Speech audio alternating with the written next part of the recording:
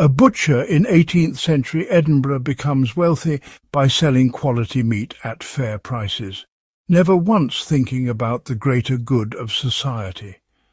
Meanwhile, a wealthy merchant donates generously to charity, driven by genuine concern for the poor. Which person, according to Adam Smith, contributes more to human flourishing? The answer reveals why the thinker most associated with free market capitalism spent his career arguing that human sympathy and moral feeling, not self-interest alone, form the foundation of a just society. Smith's philosophy emerges from a fundamental tension that cuts to the heart of human nature. We are simultaneously creatures of particular attachments and universal moral agents. His entire intellectual architecture attempts to resolve this paradox by showing how the mechanisms of sympathy can generate genuinely impartial moral judgments without requiring us to abandon our deeply felt personal commitments. This creates a theory of ethics that is neither purely rational nor purely emotional, but depends on the sophisticated interplay between feeling and reflection. Part 1. The Impartial Spectator. The Phenomenology of Moral Judgment. A mother watches her child fall and scrape his knee. She immediately feels a sharp pang of distress, not because she is physically hurt, but because, through an act of imaginative projection, she recreates within herself something analogous to her child's pain. This capacity for what Smith calls sympathy operates through what we might call moral imagination. But the philosophical complexity begins immediately when we recognize that this sympathetic response is not passive emotional contagion, but an active, reconstructive process. The mother does not literally feel her child's physical pain. Instead, she imagines what it would be like to be in her child's situation and generates within herself emotions appropriate to that imagined experience. This distinction matters crucially, because it means moral judgment depends not on direct emotional transfer, but on our capacity to construct accurate representations of others' experiences. The quality of our moral judgments therefore depends on the sophistication of our imaginative reconstructions and our ability to correct for systematic biases in how we imagine others' situations. But here we encounter the first deep paradox. If sympathy operates through imagination, and imagination is necessarily shaped by our own experiences and limitations, how can sympathetic responses ever transcend the particularities of our own perspective? The wealthy person imagining poverty draws on memories of temporary inconvenience, not genuine deprivation. The healthy person imagining chronic illness lacks the lived experience of how pain reshapes one's entire relationship to the world. Smith's concept of the impartial spectator attempts to address this problem through a sophisticated form of moral reflection that operates on multiple levels simultaneously. When I judge an action, I don't simply ask how I feel about it, but I imaginatively construct how a person with complete information, appropriate emotional sensitivity, but no particular stake in the outcome would respond. This involves what we might call second-order sympathy, where I sympathize not just with the parties involved, but with the responses that an ideally positioned observer would have toward those parties. Consider the phenomenology of this process through a complex moral scenario. A pharmaceutical executive must decide whether to price a life-saving medication at levels that maximize profit but make it inaccessible to many who need it. The executive's immediate sympathies are complex: concern for shareholders, pride in the company's innovation, worry about setting precedents that might discourage future research, and genuine distress about patients who cannot afford treatment. The impartial spectator doesn't eliminate these competing sympathies, but asks a more sophisticated question. Which arrangement of these concerns would seem reasonable to someone who could sympathize equally with all affected parties? The critical insight is that the impartial spectator is not a detached rational calculator, but a more refined form of sympathetic response. The executive must imaginatively inhabit the perspectives of patients, shareholders, researchers, and future patients who might benefit from continued innovation. Then ask, which resolution would seem appropriate to someone capable of feeling the full force of each perspective without being overwhelmed by proximity to any particular interest? This requires not the elimination of emotion, but its systematic cultivation and refinement. But this analysis reveals a deeper philosophical problem that Smith never fully resolves.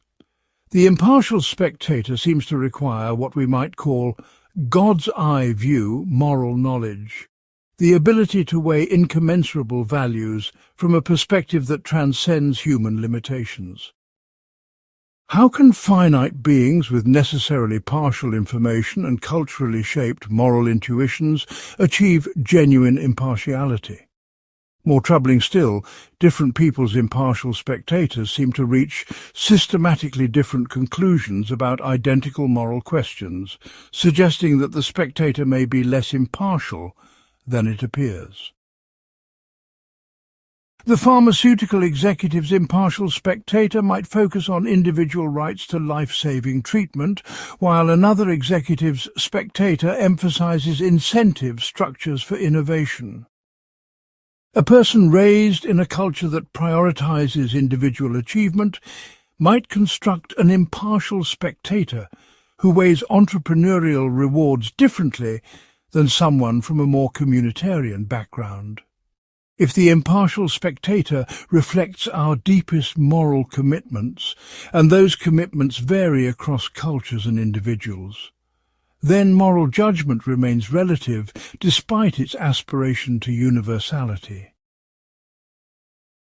Smith's response to this objection operates on several levels and reveals the sophisticated social dimension of his moral theory.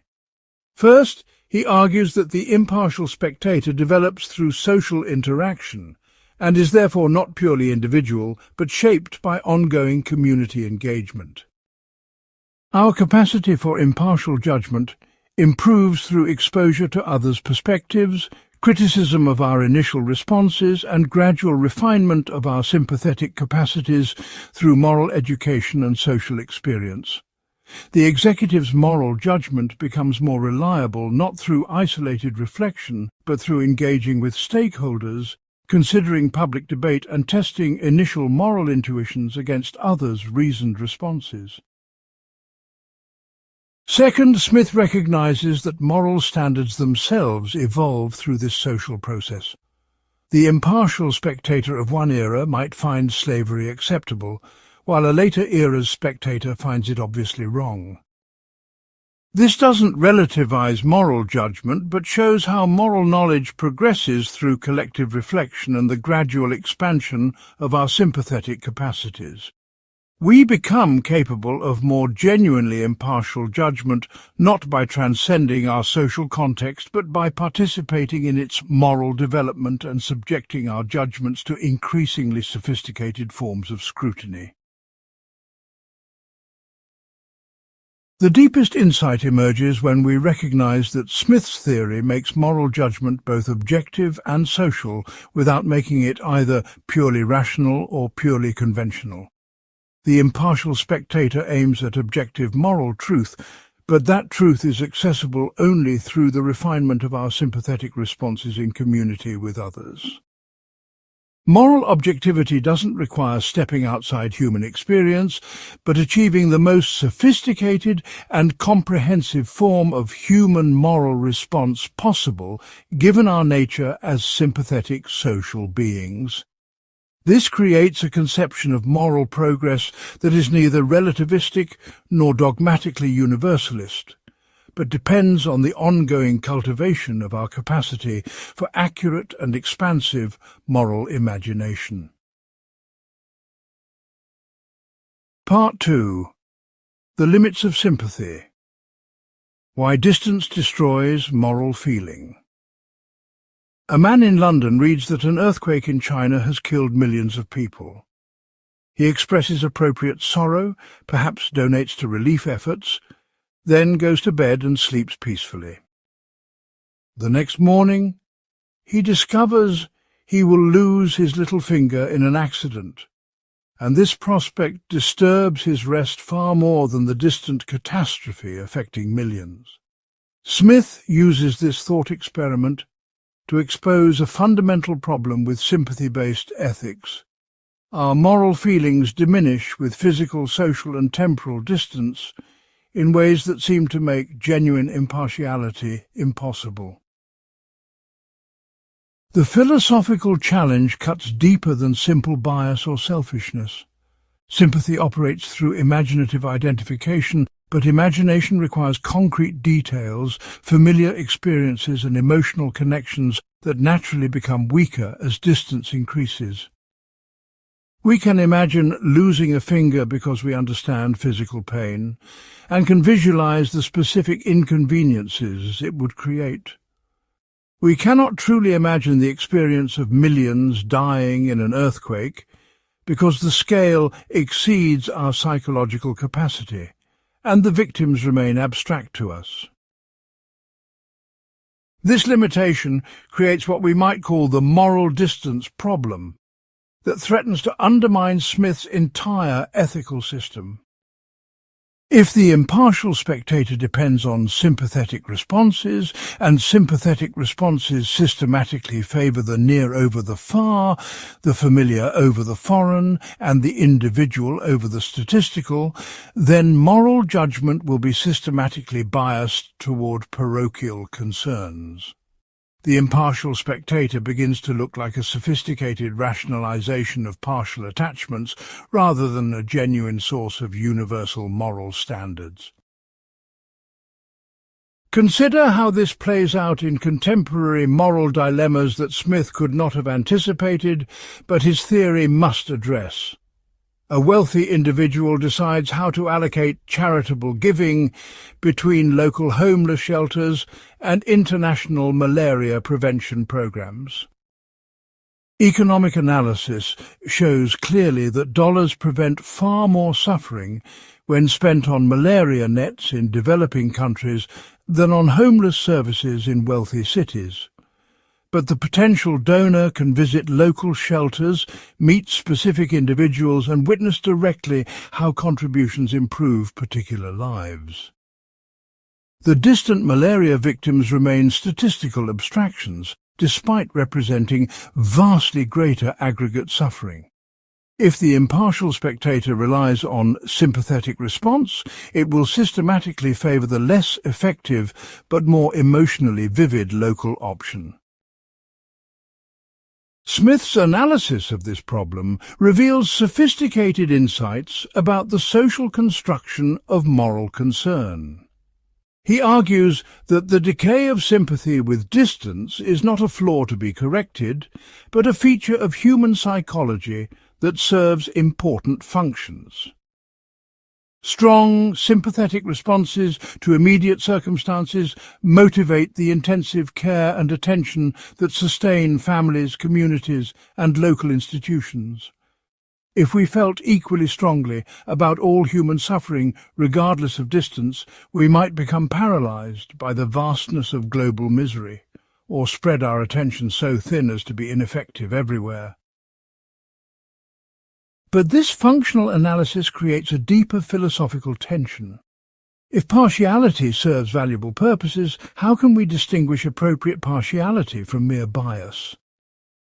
The racist who claims stronger sympathy for members of his own group, and the nationalist who prioritizes fellow citizens might invoke the same functional arguments Smith uses to defend family attachments.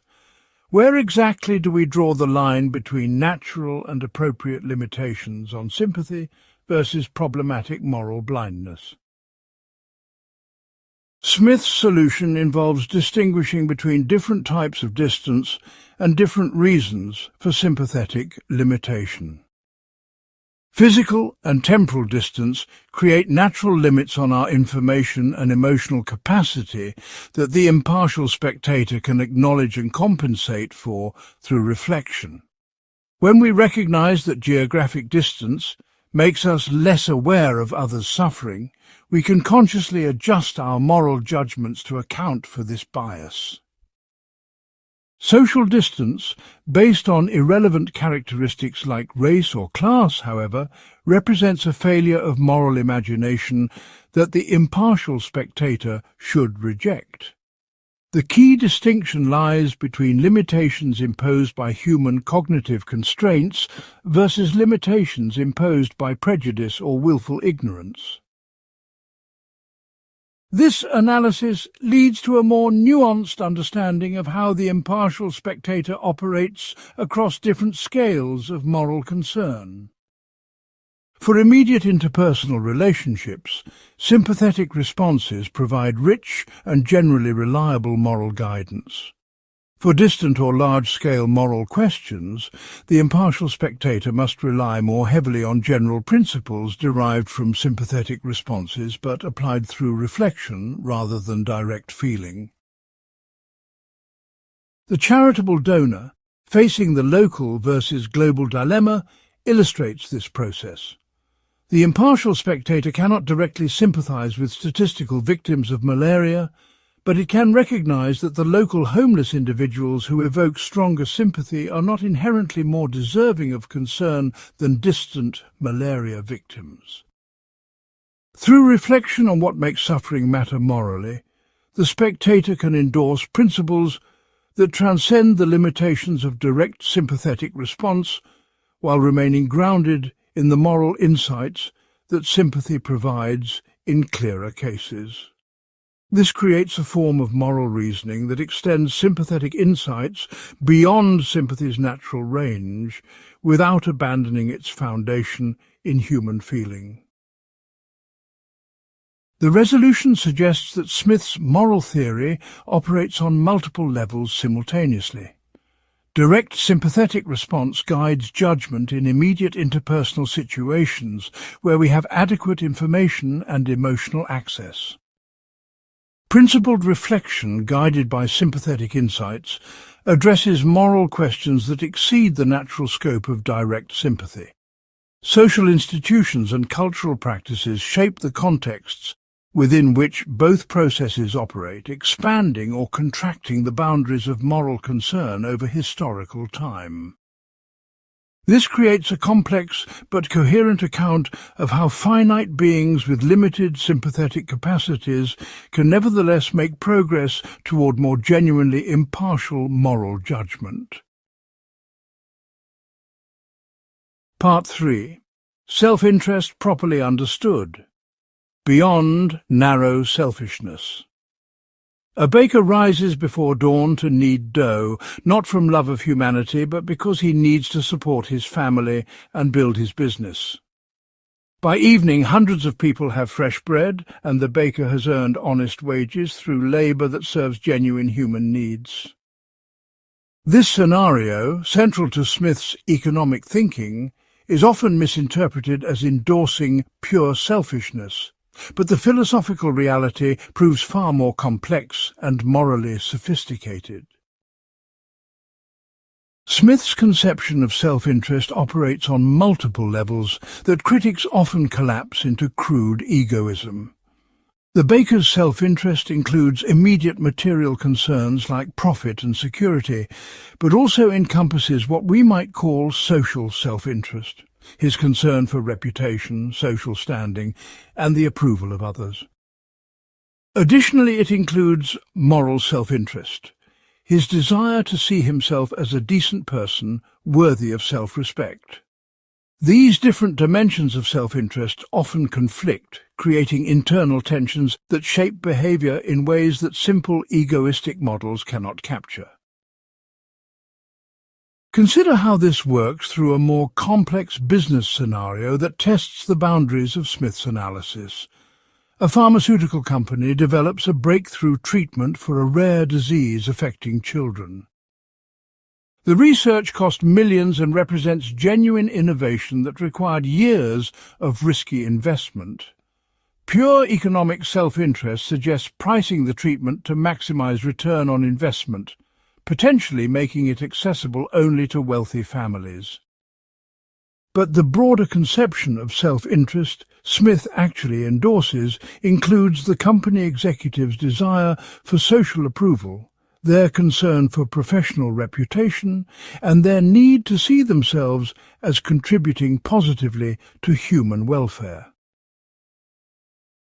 The critical insight is that self-interest, properly understood, is shaped by social context in ways that align individual motivation with collective benefit without requiring altruistic sacrifice. The pharmaceutical executives face genuine social pressure, media scrutiny, and professional judgment that make purely extractive pricing strategies costly in terms of reputation and future business relationships.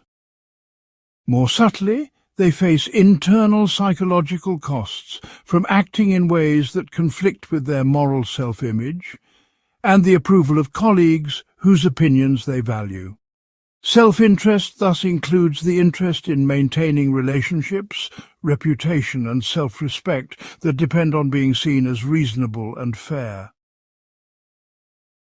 But this analysis immediately confronts a powerful objection that reveals the limits of Smith's optimistic view.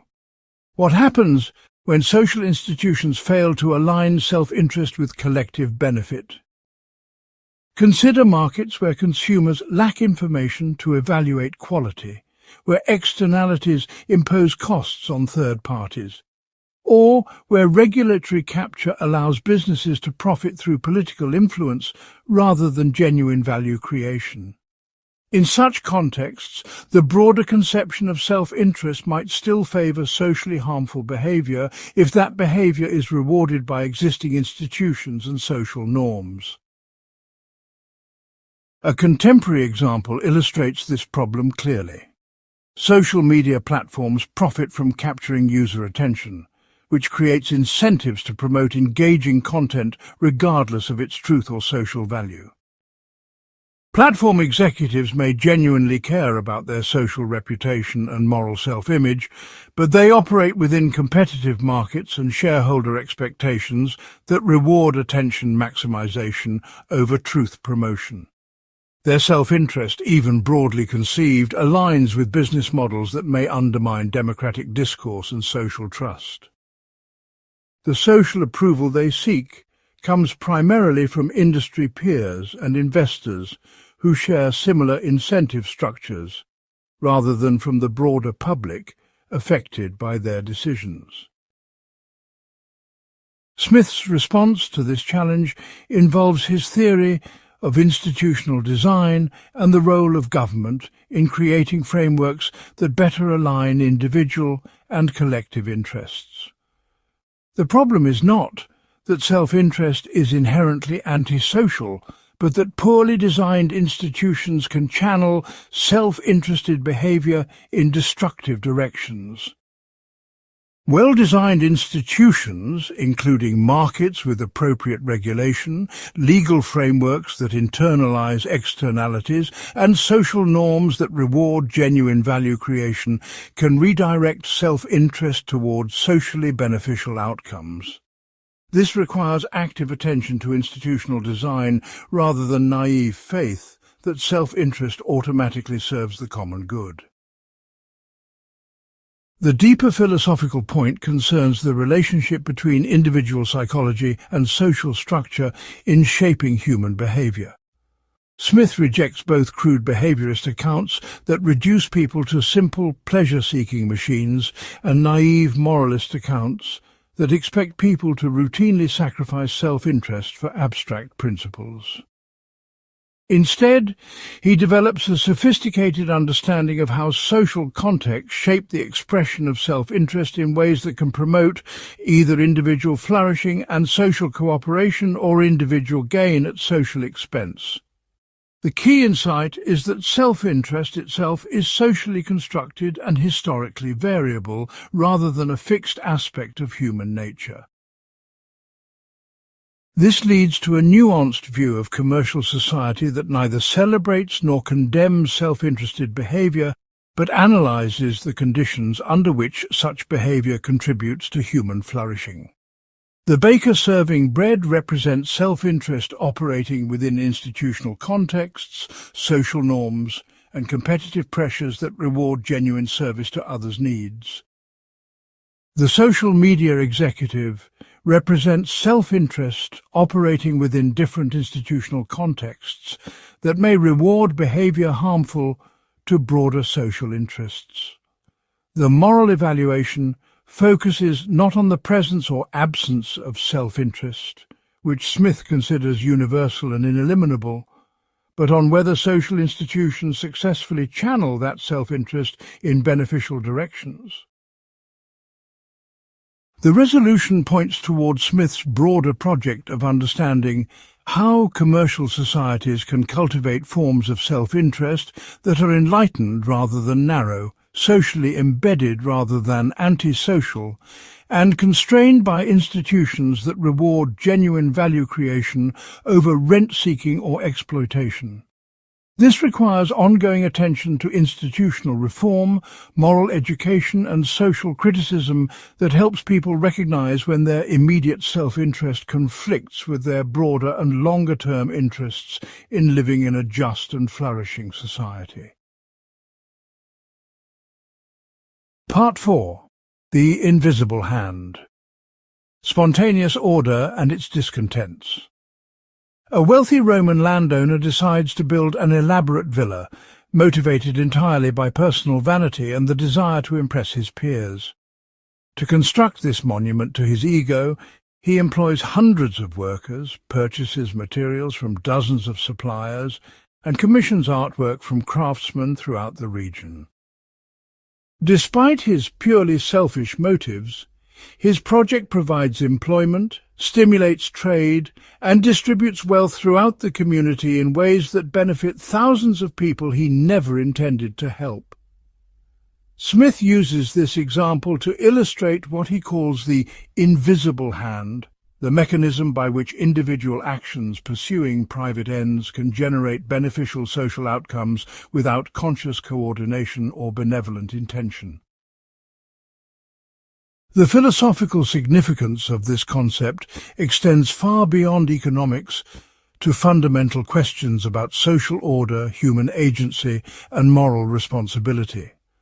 Smith suggests that beneficial social outcomes can emerge from the uncoordinated actions of individuals pursuing their own interests, which seems to imply that good intentions are unnecessary for good results, and perhaps that social planning is inferior to spontaneous market processes. But this interpretation raises immediate moral and practical questions about when we can rely on spontaneous order versus when conscious coordination and regulation become necessary. The invisible hand mechanism operates through what modern complexity theorists would recognize as emergent properties of complex adaptive systems. Individual actors responding to local incentives and information generate patterns of social coordination that no single actor planned or foresaw. The Roman landowner's consumption decisions send price signals throughout the economy that coordinate the activities of workers, suppliers, and craftsmen without requiring any central authority to direct their efforts. Market prices aggregate dispersed information about preferences, costs, and opportunities in ways that guide individual decisions toward collectively beneficial outcomes. But the philosophical complexity begins when we examine the conditions under which this mechanism works effectively versus when it breaks down. Consider a contemporary example that tests the limits of invisible hand coordination, climate change and fossil fuel consumption. Individual consumers purchasing gasoline face prices that reflect extraction, refining and distribution costs, but not the environmental externalities imposed on future generations. Each consumer's rational self-interest leads them to purchase fuel at market prices. But the aggregate effect of millions of such decisions creates climate risks that no individual intended and that markets alone cannot address. The problem reveals a fundamental tension in Smith's thinking between his optimism about spontaneous coordination and his recognition that market outcomes depend on institutional frameworks that markets themselves cannot create. The invisible hand works when property rights are secure, contracts are enforceable, competition is genuine, and prices reflect true social costs and benefits. But establishing and maintaining these conditions requires legal systems, regulatory frameworks and social institutions that emerge from collective deliberation and political action rather than spontaneous market processes. The invisible hand thus presupposes a visible hand of institutional design and social coordination. Smith's analysis becomes more sophisticated when we recognize that he discusses the invisible hand in three distinct contexts that modern interpreters often conflate. First, in the theory of moral sentiments, he uses it to describe how wealthy individuals' consumption creates employment and income distribution, despite their selfish motives. Second, in The Wealth of Nations, he applies it to international trade, arguing that individuals seeking profitable investments direct capital towards domestically productive uses even without intending to benefit their country. Third, he invokes it more generally to describe how competitive markets coordinate individual decisions toward efficient resource allocation. Each context involves different mechanisms and assumptions that create different possibilities for market failure or success. The most philosophically interesting case involves the relationship between individual virtue and social outcomes. The invisible hand seems to suggest that social benefits can emerge from private vices, which appears to contradict Smith's emphasis on moral sentiments and virtuous character in his ethical writings. Does the invisible hand make individual morality irrelevant to social flourishing? Or does it depend on certain moral preconditions that markets cannot themselves generate?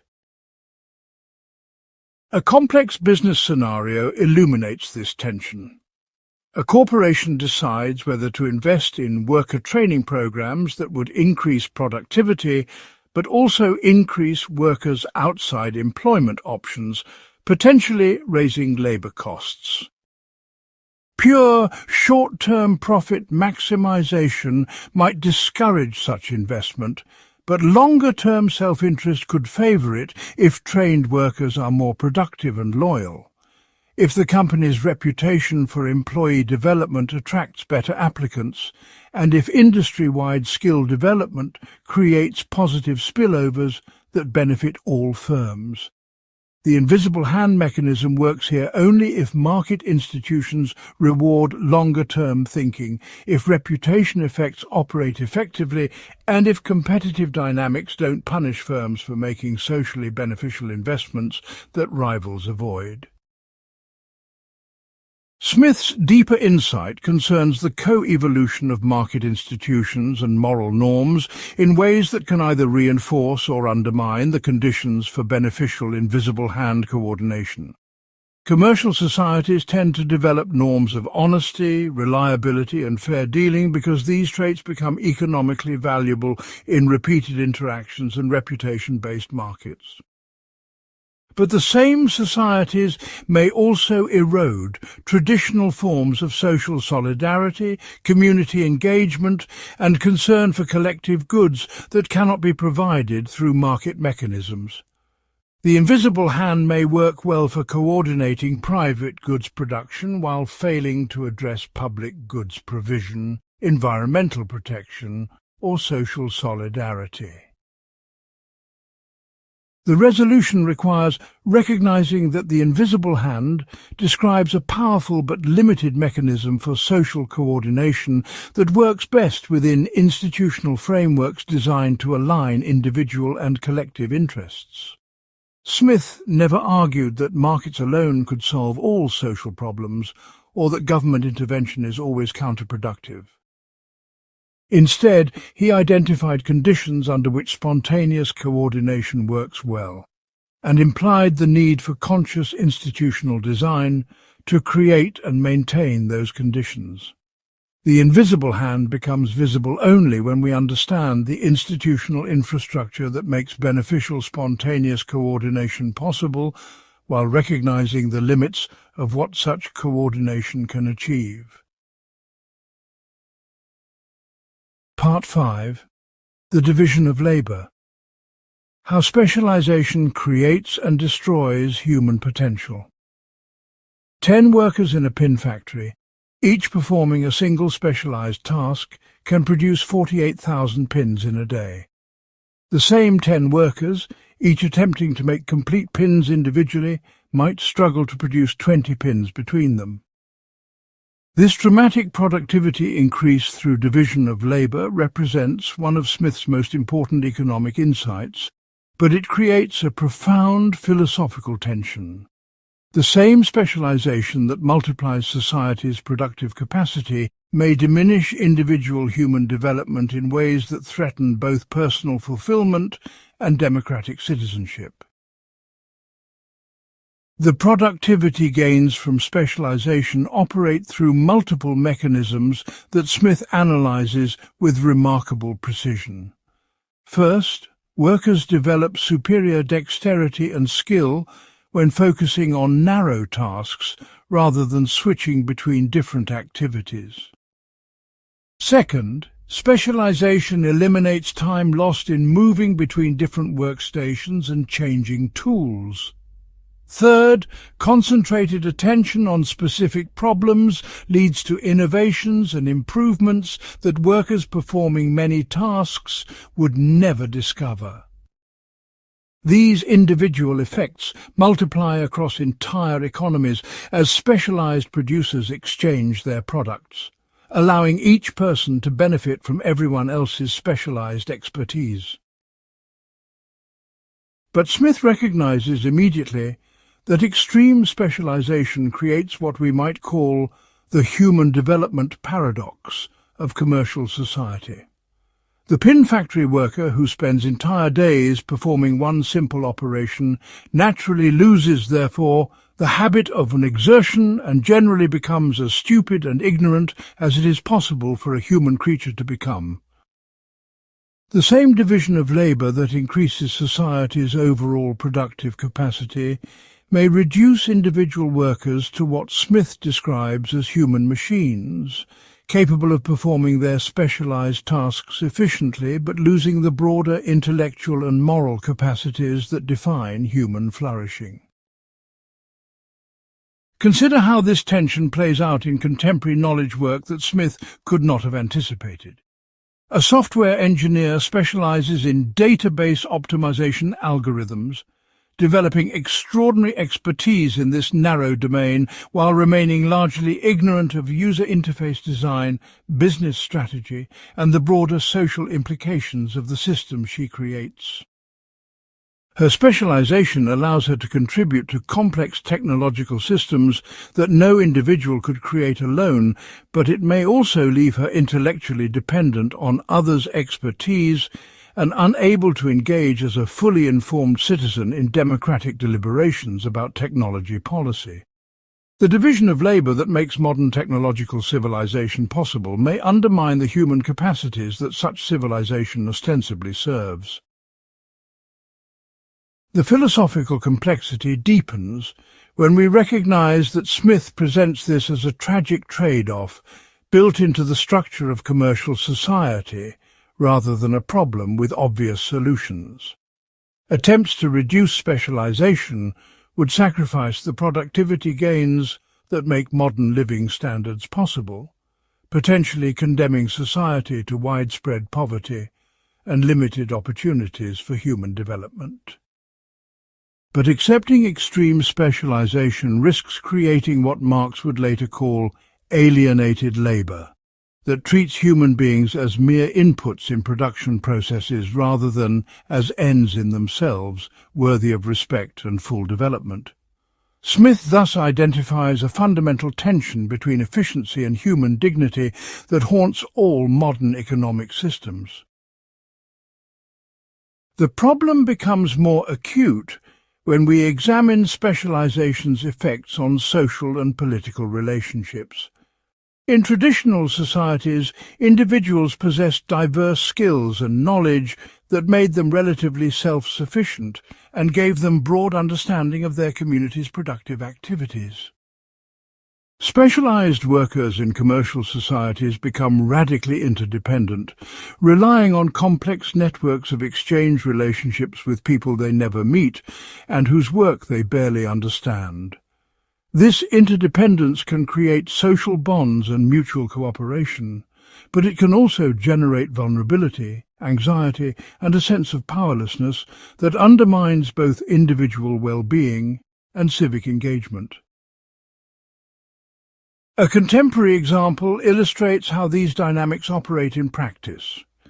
During the COVID-19 pandemic, highly specialized global supply chains proved extraordinarily vulnerable to disruption, leading to shortages of everything from computer chips to medical supplies. The efficiency gains from extreme specialization and geographic distribution of production created systemic risks that no individual firm anticipated or could address independently. Workers and communities that had specialized in particular industries found themselves economically devastated when global demand patterns shifted, while their narrow skill sets made adaptation to new economic circumstances difficult and slow. The same specialization that had generated prosperity in stable times created fragility and insecurity when conditions changed. Smith's analysis of this problem reveals his sophisticated understanding of the relationship between economic and political institutions. He argues that government has a crucial role in providing education that can partially offset the narrowing effects of specialization by ensuring that even highly specialized workers maintain broader intellectual capacities. Public education becomes necessary not just for individual development, but for preserving the civic virtues and intellectual capabilities that democratic society requires. Without such education, commercial society risks creating a population that is economically productive, but politically passive and intellectually impoverished. But even this solution creates new tensions that Smith does not fully resolve. If specialization is driven by competitive pressures and efficiency considerations, how can society maintain the broad-based education and intellectual development that specialization tends to undermine? Won't employers prefer workers who are maximally specialized and therefore maximally productive in their narrow domains, rather than workers who maintain broader but less immediately useful intellectual capabilities? The market forces that drive specialization may systematically oppose the educational investments that would preserve human development against specialization's narrowing effects. The resolution points towards Smith's broader vision of institutional design that balances efficiency with human flourishing. Commercial society requires conscious attention to preserving and developing human capacities that markets alone will not adequately support.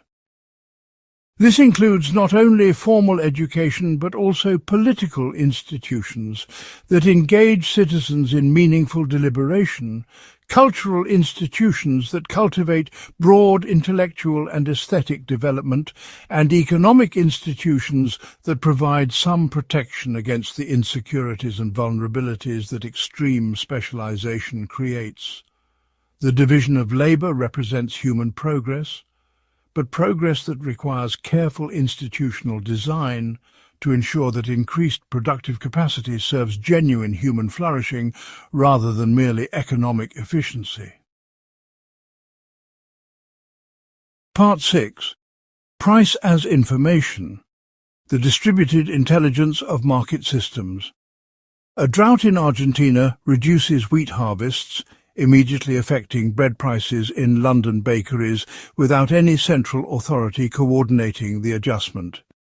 The Argentine farmers never communicate directly with English bakers, government officials issue no directives, and no single person possesses complete information about global wheat supplies and demands. Yet within weeks, higher prices signal scarcity throughout the international economy, encouraging conservation, stimulating increased production in other regions, and guiding resources toward their most valued uses with a precision that no planning authority could match. This phenomenon reveals what Smith identifies as one of market systems' most remarkable characteristics: their ability to coordinate the knowledge and actions of millions of people through the simple mechanism of voluntary exchange at flexible prices. The philosophical significance of this process extends far beyond technical economics to fundamental questions about knowledge, communication, and social coordination. Smith recognizes that the price system operates as a kind of distributed information processing mechanism that aggregates dispersed knowledge about local conditions, individual preferences, and productive opportunities in ways that guide individual decisions toward collectively rational outcomes. No individual or institution needs to possess complete information about the economy's total structure for the system to exhibit intelligence and adaptability at the aggregate level. This suggests profound implications for debates about the relative merits of centralized planning versus decentralized decision-making in complex social systems. But the mechanism's sophistication creates immediate philosophical puzzles about the relationship between individual rationality and collective intelligence.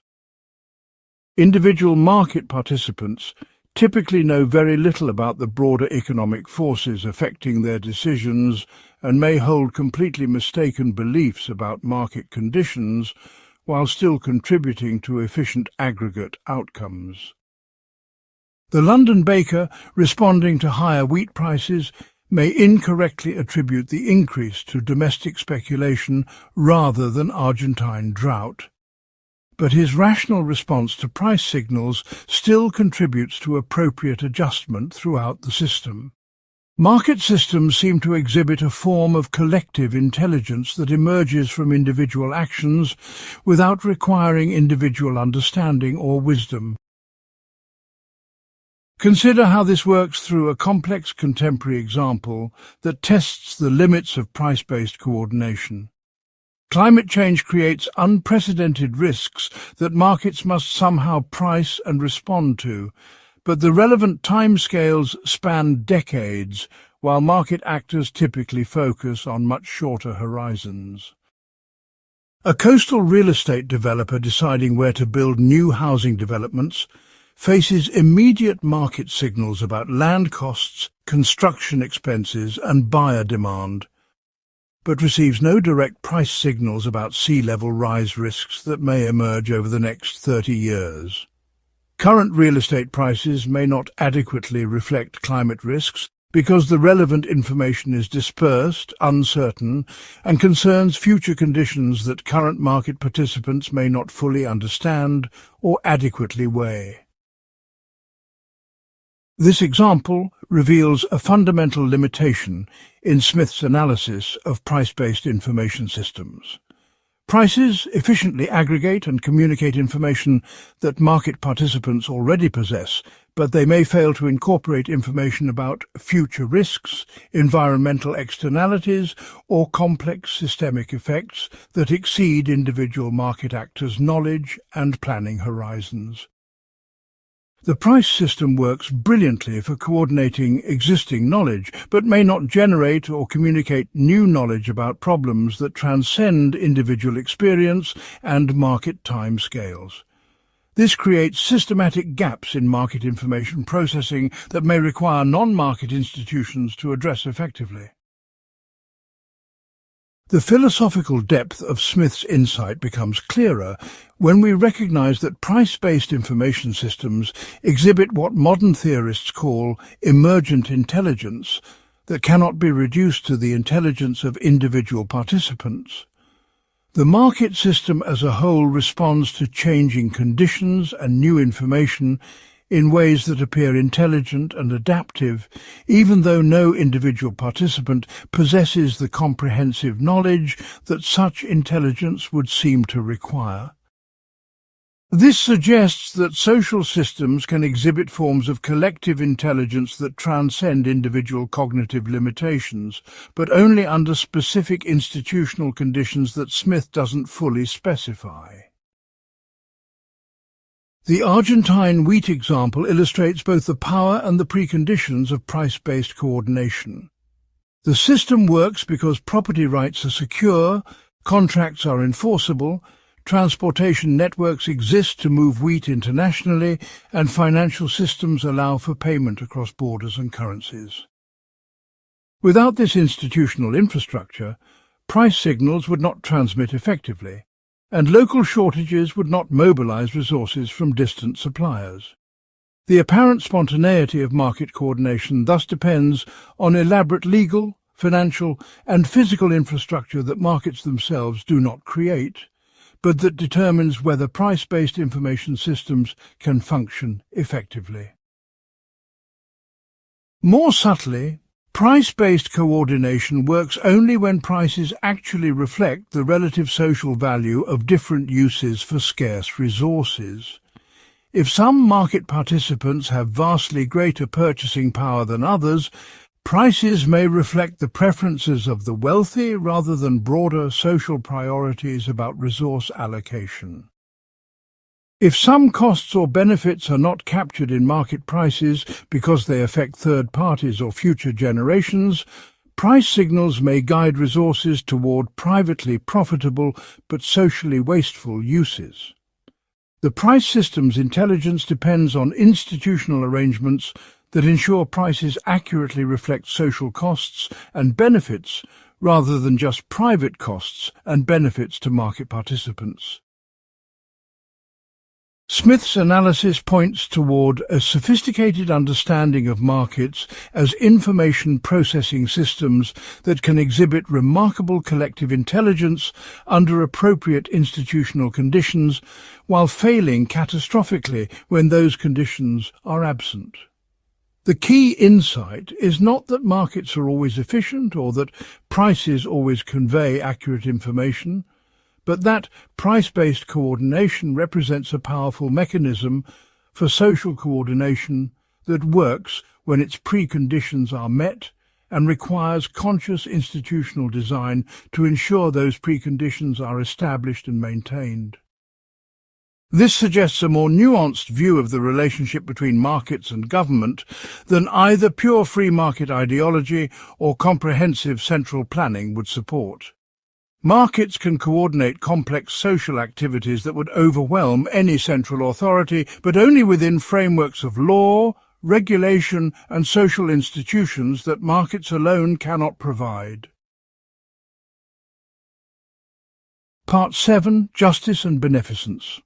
The moral architecture of society: a merchant refuses to pay his debts despite having adequate resources, violating clear contractual obligations and harming creditors who relied on his promises.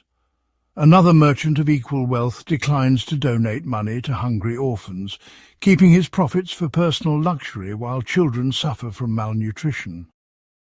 Most people would judge the first merchant more harshly than the second. despite the fact that both actions result in harm to vulnerable people. Smith uses this moral asymmetry to develop a crucial distinction between justice and beneficence that shapes his entire vision of how societies should be organized and what governments should and should not attempt to enforce. The distinction operates through what Smith calls the difference between perfect and imperfect rights. Perfect rights correspond to duties of justice that others can legitimately enforce through punishment or compulsion if necessary. The merchant's creditors have perfect rights to payment according to their contracts, and society may rightfully use legal mechanisms to force compliance or punish non-compliance. Imperfect rights correspond to duties of beneficence that are morally required but cannot rightfully be enforced through external coercion. The hungry orphans have imperfect rights to assistance that make the wealthy merchant's indifference morally blameworthy, but society cannot rightfully force him to provide charity without violating his fundamental liberty. This distinction immediately raises profound questions about the moral boundaries of political authority and the relationship between individual freedom and social responsibility. If beneficence is genuinely morally required but not legally enforceable, how do societies ensure adequate provision for vulnerable people who depend on others' voluntary generosity?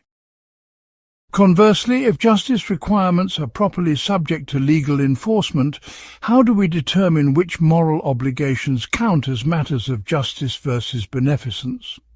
The boundary between these categories effectively defines the legitimate scope of government power and the extent of individual moral autonomy. Smith's analysis becomes philosophically sophisticated when we recognize that he doesn't treat this distinction as fixed or obvious, but as requiring careful analysis of the social conditions that make human cooperation possible. Justice includes those moral requirements that are necessary for people to live together in society without constant conflict and mutual harm. Without reliable expectations that contracts will be honoured, property rights respected and persons protected from violence, social cooperation becomes impossible and people retreat into defensive isolation that impoverishes everyone. Justice thus includes the minimal moral requirements that any viable society must enforce, while beneficence includes additional moral ideals that societies may encourage but cannot compel without undermining the freedom that makes moral action meaningful. But this framework confronts immediate challenges when applied to complex contemporary moral problems that Smith could not have anticipated. Consider the moral status of environmental protection in an era of climate change and ecosystem collapse. If current industrial activities impose severe costs on future generations who cannot consent to or compensation for these harms, do we have justice-based obligations to reduce emissions and preserve environmental conditions? Or do environmental concerns represent beneficence-based ideals that are morally praiseworthy but not legitimately enforceable through government regulation? The classification determines whether environmental protection falls within the proper scope of political authority or remains a matter for voluntary individual choice. Smith's framework suggests analyzing such cases by examining whether the relevant moral obligations are necessary conditions for viable social cooperation across generations. If climate change threatens social institutions, economic systems, and basic security in ways that undermine future people's capacity for self-governance and social cooperation, then current environmental degradation violates justice rather than merely beneficence. The analysis focuses not on abstract philosophical principles, but on empirical questions about what social conditions are necessary for human cooperation and flourishing over time. This creates a pragmatic approach to determining the boundaries of legitimate government authority that adapts to changing circumstances and new knowledge about social cooperation. The philosophical depth emerges when we recognize that Smith's justice-beneficence distinction reflects a broader theory about the relationship between social institutions and individual moral development. Legal enforcement of justice requirements creates stable social frameworks within which people can pursue their own projects and form voluntary associations without fear of predation or exploitation. But attempts to legally enforce beneficence requirements risk undermining the moral agency and voluntary choice that make genuine virtue possible. Coerced charity is not charity at all, and societies that try to force comprehensive moral behavior may destroy the social conditions within which authentic moral development can occur. This creates a sophisticated account of moral education and social progress that operates on multiple levels simultaneously. Legal institutions enforce minimal standards of justice that make social cooperation possible. Cultural institutions, religious organizations, and social norms encourage higher standards of beneficence without coercion. Individual moral development proceeds through voluntary choices within institutional frameworks that provide both security and freedom for moral growth. Social progress occurs through gradual expansion of both justice requirements as social cooperation becomes more complex, and beneficence practices as moral education becomes more effective. The resolution points toward Smith's vision of commercial society as creating institutional conditions favorable to both justice and beneficence without collapsing the distinction between them. Market relationships encourage honesty, reliability, and respect for others' rights because these traits become economically valuable in repeated interactions and reputation-based exchanges. The same commercial relationships generate wealth that makes beneficence more feasible and social connections that make others' needs more visible and emotionally compelling. Commercial society thus tends to strengthen both justice and beneficence, but through different mechanisms that preserve the moral distinction between enforceable obligations and voluntary virtue. This creates space for genuine moral agency within social institutions that provide security and opportunity for moral development while avoiding both anarchic individualism and oppressive collectivism. Part 8. The corrupting effects of wealth, moral challenges of commercial society. A successful merchant accumulates enormous wealth through decades of honest trade, fair dealing, and innovative business practices that benefit thousands of customers and employees. His children inherit this fortune without earning it, growing up surrounded by luxury and deference that shield them from the struggles and disappointments that typically develop moral character. The third generation, further removed from the productive activities that created their wealth, becomes obsessed with social status, conspicuous consumption, and the pursuit of attention and admiration from equally idle peers.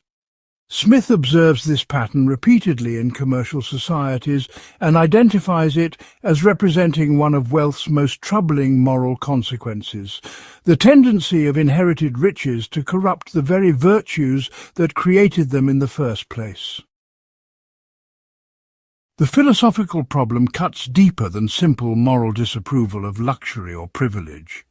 Smith argues that moral development depends crucially on facing genuine challenges, experiencing real consequences for our choices, and receiving honest feedback about our character and behavior from people whose opinions matter to us. Extreme wealth, especially inherited wealth, can insulate people from all three of these character-forming experiences in ways that prevent normal moral development and encourage what we might call moral infantilism that persists into adulthood. The wealthy person faces few genuine challenges because money can solve most practical problems, experiences few real consequences, because wealth provides extensive buffering against mistake and failure, and receives primarily flattery and deference rather than honest moral feedback, because others seek to benefit from their wealth and status. But Smith's analysis becomes more sophisticated when he recognizes that wealth's corrupting effects operate through social and psychological mechanisms rather than simple material abundance. The problem is not that wealthy people have access to high-quality food, comfortable housing, or excellent healthcare, which are genuine goods that contribute to human flourishing.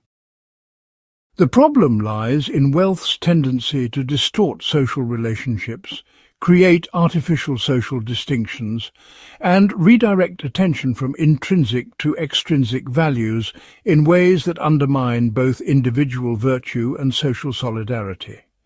Wealth becomes morally problematic when it transforms from a means for achieving worthwhile goals into an end in itself that shapes identity and social relationships. Consider how this analysis applies to contemporary wealth concentration that far exceeds anything Smith could have imagined. A technology entrepreneur becomes worth billions of dollars through creating products that genuinely improve millions of people's lives, representing exactly the kind of productive wealth creation that Smith's economic theory celebrates. But this extraordinary wealth brings social isolation from normal human experiences, constant deference from subordinates and petitioners, and immense power over economic and political institutions that no individual should possess in a democratic society. The same wealth that rewards genuine value creation also creates social and political problems that threaten both individual character development and democratic governance. The moral complexity deepens when we recognize that wealth's corrupting effects operate not only on the wealthy themselves, but on broader social relationships and institutions. Extreme inequality creates what Smith calls emulation effects, where people throughout society orient their behavior around gaining the admiration and approval of the wealthy, rather than pursuing intrinsic goods like meaningful work, strong relationships, or moral virtue. Social institutions begin to cater primarily to wealthy interests, political systems become responsive mainly to wealthy donors, and cultural values shift towards celebrating wealth acquisition over other forms of human achievement. The corruption thus spreads beyond the wealthy to affect society's entire moral and political structure. Smith's analysis reveals a fundamental tension within commercial society between wealth creation and virtue development that cannot be easily resolved. Commercial society depends on people pursuing profit and accumulating wealth as incentives for productive activity that benefits everyone through job creation, innovation, and economic growth.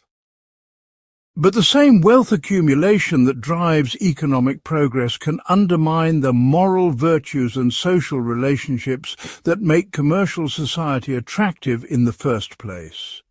Successful commercial societies thus face an ongoing challenge of maintaining incentives for productive wealth creation, while preventing wealth concentration from corrupting individual character and social institutions. The philosophical depth appears when Smith connects this analysis to his broader theory of moral development and social progress. He argues that moral virtue develops through what we might call moral exercise, facing challenges that require us to balance competing considerations, make difficult choices with uncertain outcomes, and learn from the consequences of our decisions. Wealth can eliminate these opportunities for moral exercise by making choices too easy, consequences too minimal, and feedback too distorted to support genuine character development. But poverty can also prevent moral development by creating such desperate circumstances that people have no opportunity to develop virtues beyond mere survival. This suggests that moral development requires what we might call a moral middle class of people who face genuine challenges and choices, but possess sufficient resources and security to develop virtues beyond immediate self-preservation. Commercial society's moral health depends on maintaining broad-based prosperity that provides most people with opportunities for moral development, while preventing wealth concentration from creating a separate class insulated from normal moral challenges. This requires ongoing attention to economic policies, social institutions, and cultural practices that promote productive wealth creation, while ensuring that wealth serves human development rather than corrupting it. Smith's solution involves a combination of institutional design and cultural education that acknowledges wealth's legitimate role while constraining its corrupting potential. Progressive taxation can prevent excessive wealth concentration while preserving incentives for productive activity. Educational institutions can cultivate values that emphasize intrinsic goods like knowledge, virtue and service rather than merely wealth and status. Social norms can celebrate productive achievement while discouraging conspicuous consumption and status competition. Political institutions can limit wealth's influence over democratic governance while protecting property rights and economic freedom. The goal is not to eliminate wealth or commercial activity, but to embed them within social frameworks that channel wealth toward human flourishing rather than human corruption. Part 9. Education and Moral Formation. Cultivating Citizens in Commercial Society.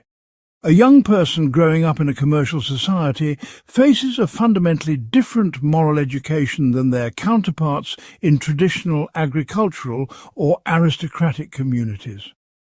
Instead of learning a comprehensive way of life from family and community elders who share similar experiences and values, they must navigate competing influences from market relationships, formal schooling, mass media, and peer cultures that often transmit contradictory messages about what matters in life. Smith recognizes this as both an opportunity and a crisis. Commercial societies can provide broader educational opportunities and greater individual freedom to develop according to personal talents and inclinations, but they can also fragment moral education in ways that leave people without coherent guidance for living well.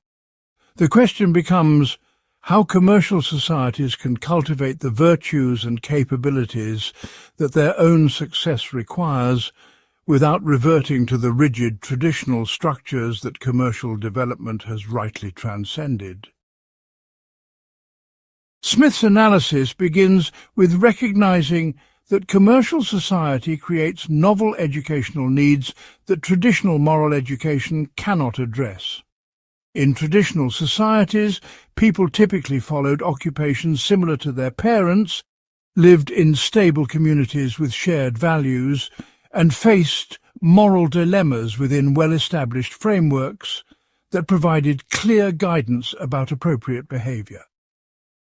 Commercial societies require people to adapt to rapidly changing economic conditions, interact with diverse others whose values and backgrounds differ dramatically from their own, and make moral decisions in novel situations without clear precedent or universal agreement about appropriate responses. Traditional moral education based on memorizing fixed rules and imitating established authorities becomes inadequate for preparing people to flourish in such dynamic and diverse environments. The challenge becomes particularly acute when we consider the specific moral demands that commercial society places on individuals. Success in market relationships requires trustworthiness, but also competitive drive, cooperation with others, but also individual initiative, respect for rules and contracts, but also innovation and creative rule-breaking, concern for others' welfare, but also self-reliance and personal responsibility. These requirements often create tensions that traditional virtue ethics, focused on harmonious character development, does not adequately address. Commercial society seems to require people who can balance competing values and shift between different moral frameworks depending on context rather than simply embodying consistent virtuous traits across all situations. Smith's solution involves what we might call sympathetic education that develops people's capacity for moral imagination, rather than simply transmitting fixed moral rules. The goal is to cultivate the ability to understand different perspectives, imagine how actions affect various stakeholders, and reason about moral principles that can guide behavior across diverse situations. This requires educational approaches that expose students to literature, history, and philosophy that expand their sympathetic capacities, along with practical experiences that require them to consider others' viewpoints and negotiate moral conflicts through discussion and debate. Moral education becomes less about learning the right answers to predetermined questions and more about developing skills for analyzing novel moral problems and reaching reasoned conclusions through sympathetic engagement with competing perspectives. But this educational approach immediately confronts what we might call the relativism problem, that threatens to undermine moral education entirely. If moral education focuses on understanding multiple perspectives rather than learning correct values, how do students develop firm moral commitments rather than cynical relativism that sees all moral positions as equally arbitrary? A contemporary example illustrates this challenge. Students studying historical debates about slavery might learn to understand both pro-slavery and abolitionist arguments from their respective historical contexts, but such understanding could lead either to stronger moral conviction against slavery or to relativistic conclusions that moral judgments are merely cultural artifacts with no objective validity. Sympathetic education risks producing moral sophistication that undermines rather than strengthens moral commitment. Smith's response reveals the philosophical sophistication of his educational theory. He argues that genuine sympathetic engagement with different perspectives actually strengthens rather than weakens moral conviction by helping people understand which moral principles can withstand scrutiny from multiple viewpoints and which represent mere prejudice or self-interest. The student who understands pro-slavery arguments thoroughly may initially feel uncertain about moral judgments, but this uncertainty leads to deeper investigation that ultimately reveals the moral and empirical weaknesses in pro-slavery positions. Sympathetic education produces stronger moral convictions because those convictions are based on more complete understanding rather than ignorant prejudice. But the process requires intellectual courage and patience that traditional moral education often discourages. The analysis becomes more complex when applied to contemporary educational challenges that Smith could not have anticipated. Modern commercial societies require citizens capable of making informed decisions about complex technical issues like climate policy, genetic engineering, and artificial intelligence that exceed any individual's expert knowledge but require collective democratic deliberation. Traditional civic education focused on constitutional principles and political procedures becomes inadequate when democratic governance requires citizens to evaluate competing expert claims about technical matters that nonetheless involve fundamental moral and political values. Sympathetic education must somehow prepare people to engage responsibly with technical expertise while maintaining democratic accountability and moral agency in domains where technical and moral considerations interact in complex ways. Smith's vision points toward educational institutions that balance several potentially conflicting goals simultaneously. They must develop technical knowledge and specialized skills required for economic productivity, while maintaining broad intellectual capabilities necessary for civic participation. They must cultivate individual talents and autonomous judgment while fostering social virtues and cooperative capabilities required for community life. They must prepare people for rapid economic and technological change while transmitting moral wisdom and cultural knowledge that provide stability and continuity across generations. They must encourage critical thinking and intellectual independence while building shared commitments to democratic values and social cooperation. The resolution involves recognizing that moral education in commercial societies must be lifelong and multi-institutional rather than confined to formal schooling during childhood and adolescence. Families, schools, religious organizations, workplace relationships, civic associations, and cultural institutions all contribute to ongoing moral development in ways that can either reinforce or undermine each other. The challenge becomes creating coordination among these institutions that supports coherent moral development, without imposing rigid uniformity that stifles individual growth and social innovation. This requires conscious attention to how different institutions can complement each other in fostering the moral capabilities that commercial society requires, while preserving the diversity and freedom that make such societies attractive. Part 10. Religion and Natural Theology. The divine foundation of moral order.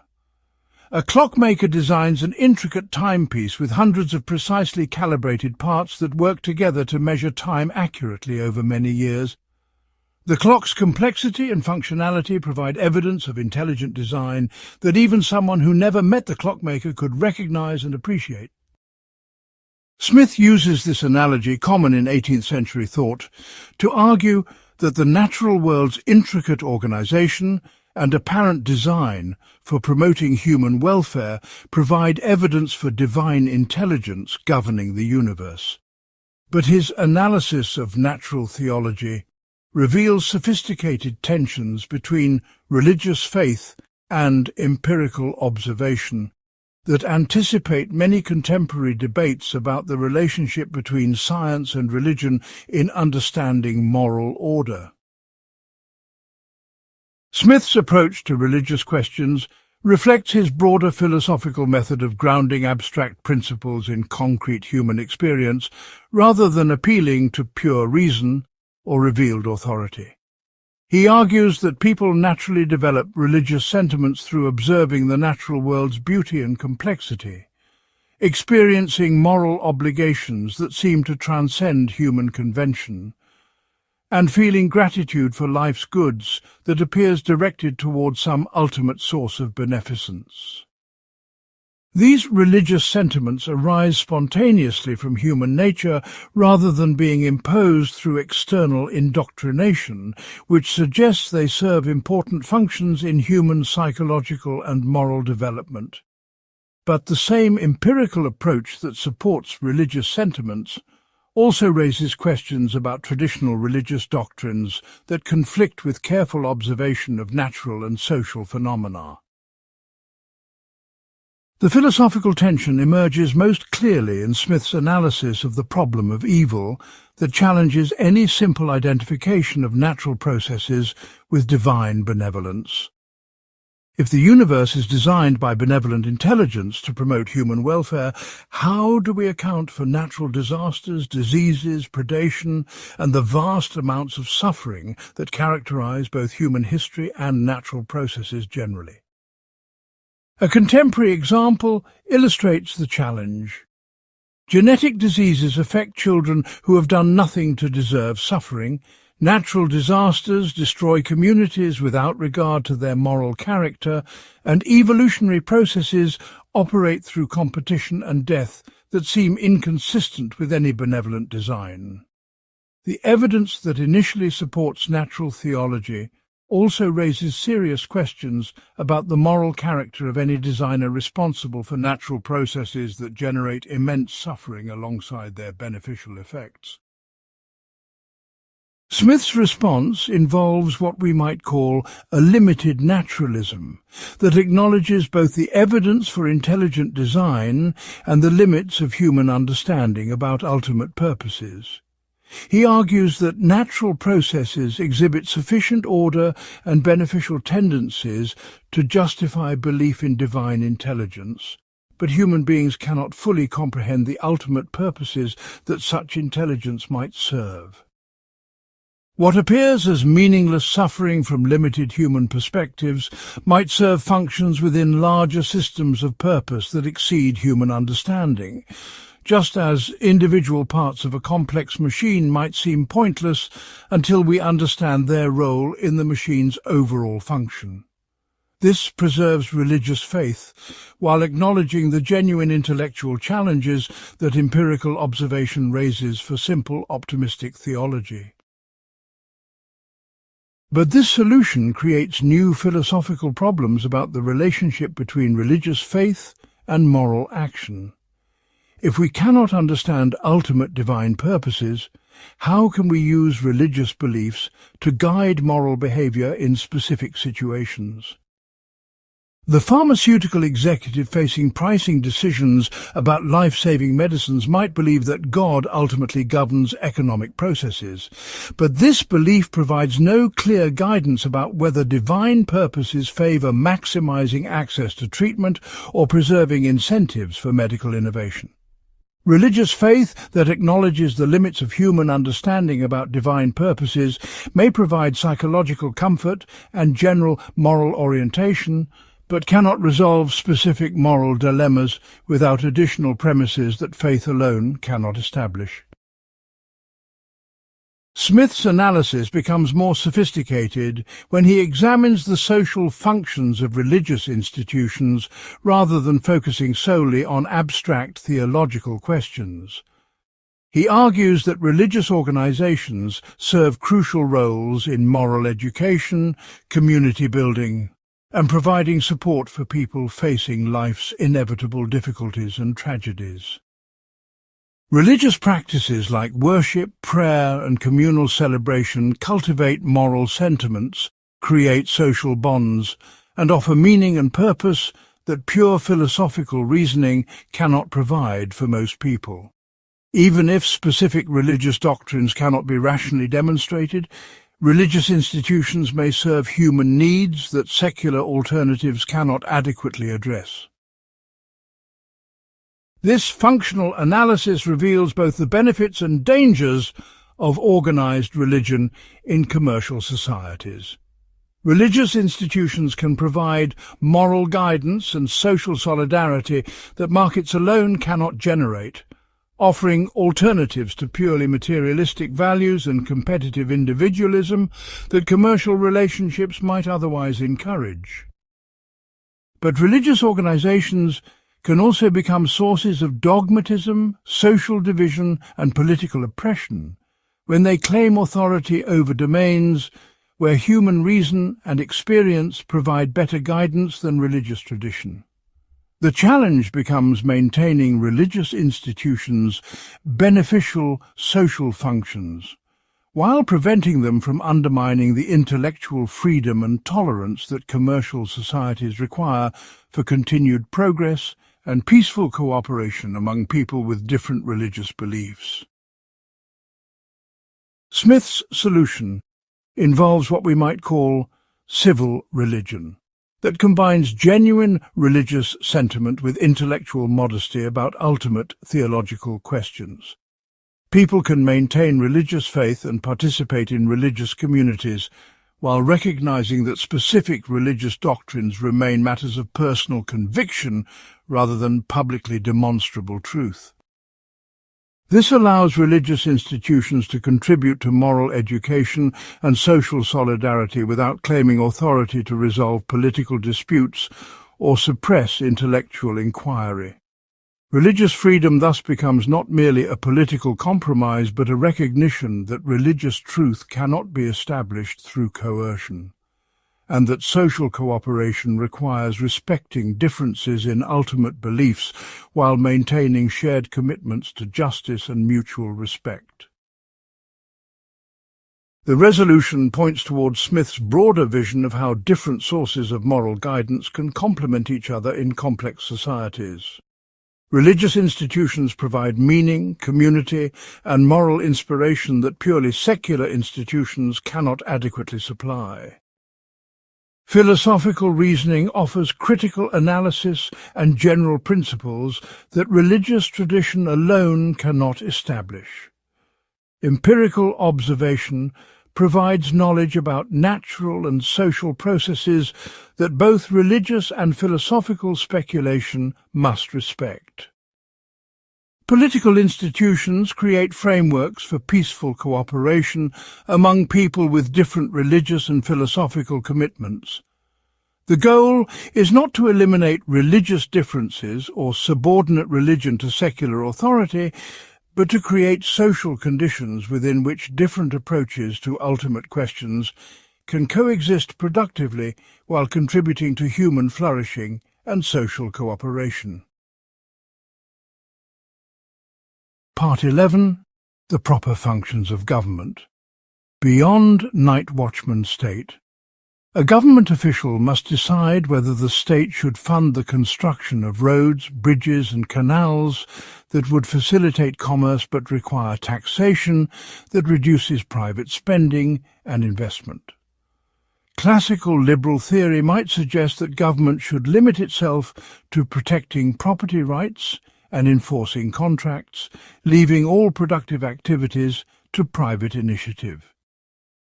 But Smith's analysis reveals a more nuanced understanding of government's proper role that goes well beyond the minimal night watchman state, while avoiding the comprehensive central planning that would undermine market mechanisms.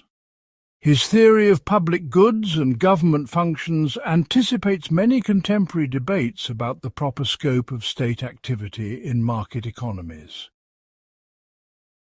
Smith identifies three primary functions of government that even the most market-oriented society cannot avoid. First, defense against foreign aggression requires collective action and public funding because individual citizens cannot effectively organize military resistance on their own, and the benefits of national defense cannot be limited to those who pay for it. Second, administration of justice through courts, police and legal systems provides the institutional framework within which market relationships can function reliably. Third, public works and institutions that benefit society generally but cannot profitably be undertaken by private parties require government initiative because their benefits are too dispersed and long-term to attract private investment despite their genuine social value. The philosophical complexity begins with the third function, which Smith calls erecting and maintaining those public works and those public institutions which, though they may be in the highest degree advantageous to a great society, are, however, of such a nature that the profit could never repay the expense to any individual. This creates immediate questions about how to identify genuine public goods versus private interests seeking subsidies, and how to ensure that government provision of public goods enhances rather than undermines private initiative and market coordination. Consider how this analysis applies to contemporary infrastructure investment that Smith could not have imagined, but his framework can illuminate. High-speed internet networks require enormous upfront investments, create benefits that extend far beyond direct users, and enable economic activities that would otherwise be impossible. Private companies might build networks in profitable urban areas while neglecting rural regions where costs are higher and potential revenues lower, creating systematic gaps in coverage that limit overall economic development. Government investment could ensure comprehensive coverage that enables broader economic growth, but it might also crowd out private investment, create inefficient political allocation of resources, and establish precedents for government involvement in areas where market solutions would work better. Smith's framework suggests analysing such cases by examining whether market failures are genuine and systematic rather than temporary or easily correctable through institutional reforms. If network effects, coordination problems, or genuine public goods characteristics prevent efficient private provision, then government action may be justified despite its costs and risks. But government intervention should aim to address specific market failures while preserving competitive incentives and private initiative wherever possible, rather than replacing market mechanisms entirely. This might involve government funding combined with private construction and operation, or temporary government investment designed to establish infrastructure that private actors can subsequently maintain and expand. The analysis becomes more complex when we consider Smith's recognition that government itself can become a source of economic inefficiency and political oppression. Government officials face different incentives than private market participants and may pursue personal or political interests that conflict with efficient resource allocation and genuine public benefit. Special interest groups may capture regulatory processes and redirect government power toward private advantage rather than public good, creating what modern economists call rent-seeking that wastes resources while enriching politically connected individuals and groups. The same government power needed to address market failures can become a source of economic distortion and social injustice if not carefully constrained and properly directed. This creates what we might call the institutional design problem that runs throughout Smith's political economy. Government must be powerful enough to provide essential public goods, maintain justice systems and correct serious market failures, but constrained enough to prevent abuse of power, rent-seeking and the destruction of beneficial market processes. The solution requires sophisticated institutional arrangements that align government incentives with public benefit while providing mechanisms for accountability and limitation of power. This involves not just constitutional constraints on government authority, but also competitive federalism, separation of powers, transparent decision-making processes, and ongoing public scrutiny of government performance. Smith's analysis of taxation reveals similar tensions between necessary government functions and the economic costs of funding those functions. All taxes create some economic distortions by affecting the relative prices and incentives that guide private decision-making, potentially discouraging productive activities and encouraging wasteful tax avoidance efforts. But government services require funding, and the alternative of voluntary contributions would likely lead to systematic under-provision of public goods as individuals free-ride on others' contributions. The challenge becomes designing tax systems that raise necessary revenue while minimizing economic distortions and maintaining political legitimacy through perceived fairness in tax burdens. Smith's 4 maxims of taxation provide principles for addressing these trade-offs. Taxes should be proportional to ability to pay, certain rather than arbitrary, convenient for taxpayers to pay, and economical to collect. These principles balance efficiency considerations with concerns about distributive justice and political sustainability, recognizing that tax systems must be not only economically sound, but also politically acceptable to citizens who ultimately decide whether to comply with or resist tax obligations. Modern tax policy continues to struggle with these same tensions, particularly as globalization makes it easier for mobile capital and skilled workers to avoid high tax jurisdictions, while creating demands for government services that require substantial public funding. The resolution points towards Smith's vision of limited but effective government that takes seriously both market capabilities and market limitations. Government should focus on functions that markets cannot perform effectively, while relying on market mechanisms wherever possible to achieve social goals efficiently and preserve individual freedom. This requires ongoing empirical analysis of which functions markets can perform well under different institutional conditions, rather than ideological commitments to either minimal government or comprehensive state control. The goal is institutional arrangements that combine market coordination with public provision in ways that maximize human flourishing, while minimizing both market failures and government failures that reduce overall social welfare.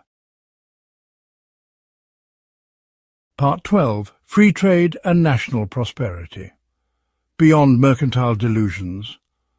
A French vineyard produces excellent wine at lower cost than English vineyards can achieve, while English wool manufacturers create superior cloth more efficiently than French textile producers. Mercantilist economic theory dominant in Smith's era would suggest that each country should protect its domestic industries from foreign competition to preserve jobs and prevent gold and silver from flowing to rival nations. But Smith's analysis reveals this reasoning as fundamentally misguided, showing how international specialization and voluntary exchange can benefit all participating countries simultaneously without requiring anyone to sacrifice prosperity for others' gain. His theory of international trade provides one of the clearest examples of how individual self-interest can produce beneficial social outcomes through spontaneous coordination rather than central planning. The philosophical foundation of Smith's trade theory rests on extending his analysis of the division of labour from individual workshops to entire nations and global economic relationships. Just as individual workers become more productive by specializing in particular tasks and exchanging their products, entire countries can increase their collective wealth by specializing in industries where they possess comparative advantages and trading with other nations for goods that would be more expensive to produce domestically. The French vineyard owner and English wool manufacturer both benefit when France exports wine to England and imports English cloth, because each country can obtain desired goods at lower cost than domestic production would require. International trade thus represents voluntary cooperation that increases total wealth available to all participants, rather than zero-sum competition where one country's gain requires another's loss. But Smith's free trade argument confronts immediate objections that remain influential in contemporary policy debates. Critics argue that international competition destroys domestic jobs, undermines national security by creating dependence on foreign suppliers, and benefits only wealthy merchants and consumers while harming workers in competing industries. A contemporary example illustrates these concerns. When manufacturing jobs move from high-wage countries to regions with lower labour costs, the resulting unemployment and community disruption can devastate entire regions even if overall economic efficiency increases and consumer prices decrease. Free trade's aggregate benefits may not compensate for its concentrated costs, creating political pressures for protection that Smith's abstract analysis doesn't adequately address. Smith's response reveals the sophisticated political economy underlying his free trade advocacy. He recognizes that international competition does eliminate some domestic jobs and can cause genuine hardship for workers whose skills become less valuable in global markets. But he argues that protectionist policies designed to preserve existing jobs ultimately reduce overall prosperity by forcing consumers to pay higher prices for inferior goods while preventing resources from moving to more productive uses. The proper response to trade-related displacement involves facilitating adjustment to new economic conditions, rather than preventing beneficial change through protective barriers that make everyone worse off in the long run.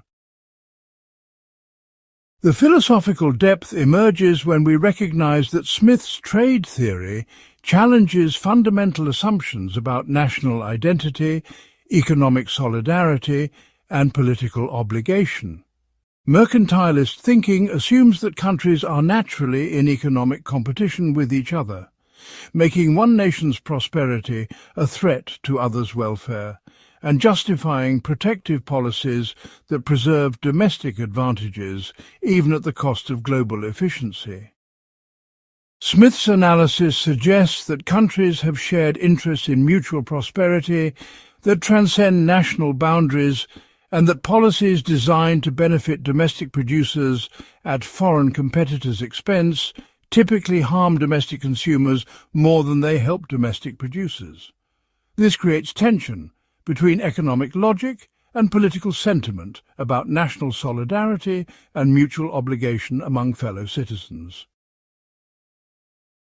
Consider how this tension plays out in contemporary debates about globalization and economic nationalism. When multinational corporations move production facilities to countries with lower labor costs, they may reduce employment in their home countries while providing jobs and economic development in poorer regions of the world.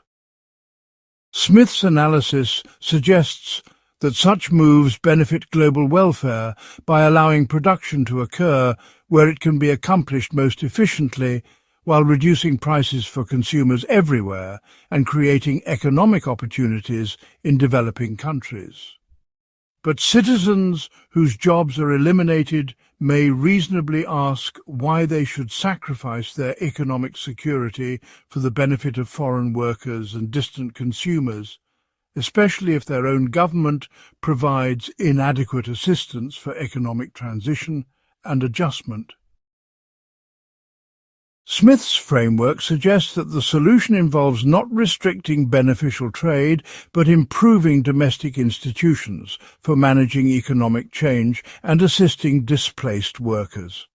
Countries that benefit from international trade should invest in education, infrastructure, and social insurance systems that help workers adapt to changing economic conditions rather than trying to prevent change through protectionist policies. This requires recognizing that free trade's benefits are real, but not automatically distributed, in ways that compensate those who bear its costs, making complementary policies necessary to ensure that trade liberalization serves broad-based prosperity rather than narrow interests. The goal is capturing trade's efficiency gains while addressing its distributive consequences through domestic policy reform rather than international trade restriction.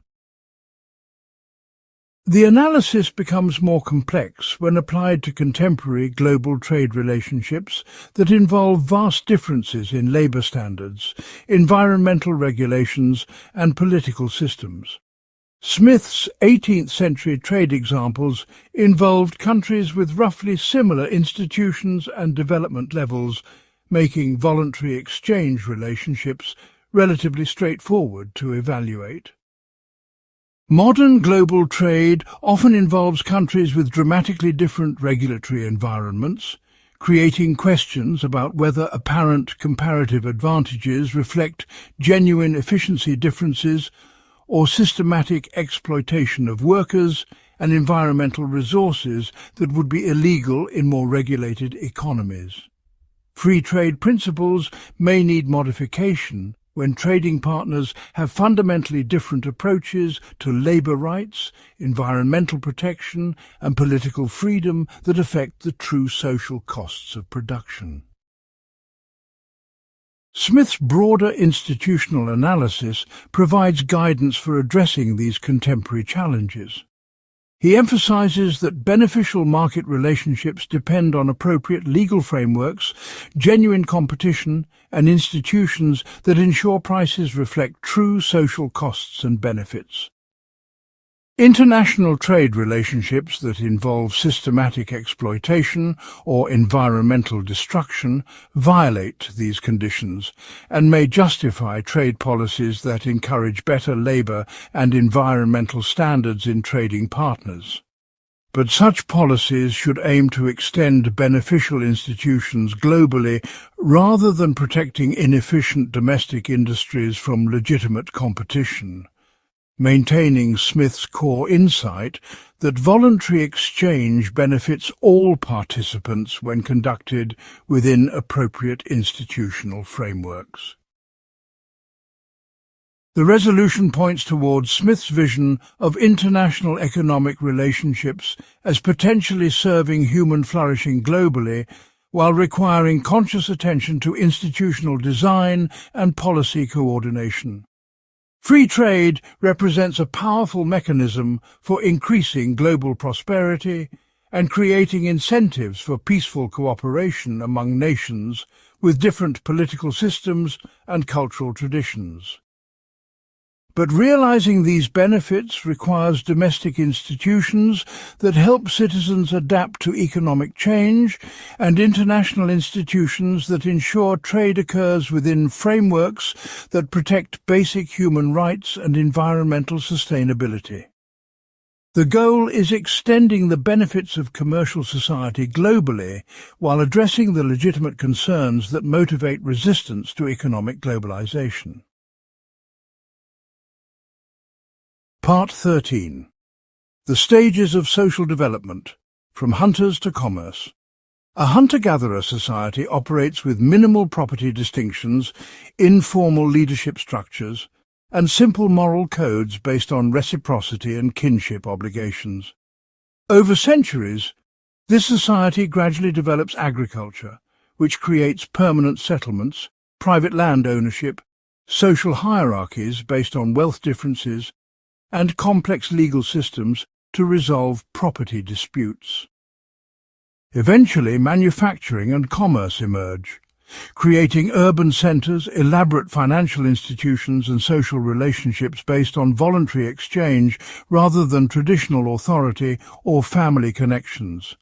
Smith identifies this progression as representing a natural sequence of social development that shapes not only economic relationships, but also political institutions, moral attitudes, and individual psychology in ways that explain the differences between traditional and commercial societies. Smith's four-stage theory of social development provides a framework for understanding how economic conditions shape broader social institutions and cultural values. Each stage creates different relationships between individuals and property, different forms of social organization, and different moral and political challenges that societies must address to maintain social cooperation. The hunting stage involves minimal private property and egalitarian social relationships, but also limits population size and provides little security against natural disasters or resource scarcity. The pastoral stage introduces private property and livestock and creates wealth differences that require governance institutions to resolve conflicts, but remains vulnerable to migration pressures and military conquest. The agricultural stage establishes permanent settlements and complex property relationships, but creates rigid social hierarchies and limits individual mobility and opportunity. The commercial stage generates unprecedented wealth and individual freedom, but also creates new forms of inequality and social fragmentation that require sophisticated institutional responses. The philosophical significance of this developmental framework extends beyond historical description to fundamental questions about human nature, social progress, and moral evaluation. Smith suggests that human beings are naturally adaptive creatures whose moral sentiments, political institutions, and social relationships evolve in response to changing material conditions rather than reflecting fixed characteristics that remain constant across all societies. This implies that moral and political principles that work well in one social stage may become inappropriate or even harmful when applied to societies at different developmental levels. The egalitarian values appropriate to hunter-gatherer societies might undermine the productivity and innovation that commercial societies require, while commercial societies' emphasis on individual achievement and voluntary exchange might prove inadequate for societies facing existential threats that require collective mobilization and traditional authority structures. But this framework immediately raises troubling questions about moral relativism and cultural imperialism that Smith does not fully resolve. If different social stages require different moral and political arrangements, how can we evaluate whether particular societies are developing in beneficial directions or making moral progress versus merely changing in response to altered circumstances? A contemporary example illustrates the challenge. When traditional societies encounter commercial relationships through global trade and development programs, they may experience both beneficial opportunities for increased prosperity and harmful disruption of traditional social bonds and cultural values. Smith's developmental framework could justify either celebrating such changes as representing progress towards more advanced social forms or criticizing them as destroying valuable traditional arrangements that served important human needs.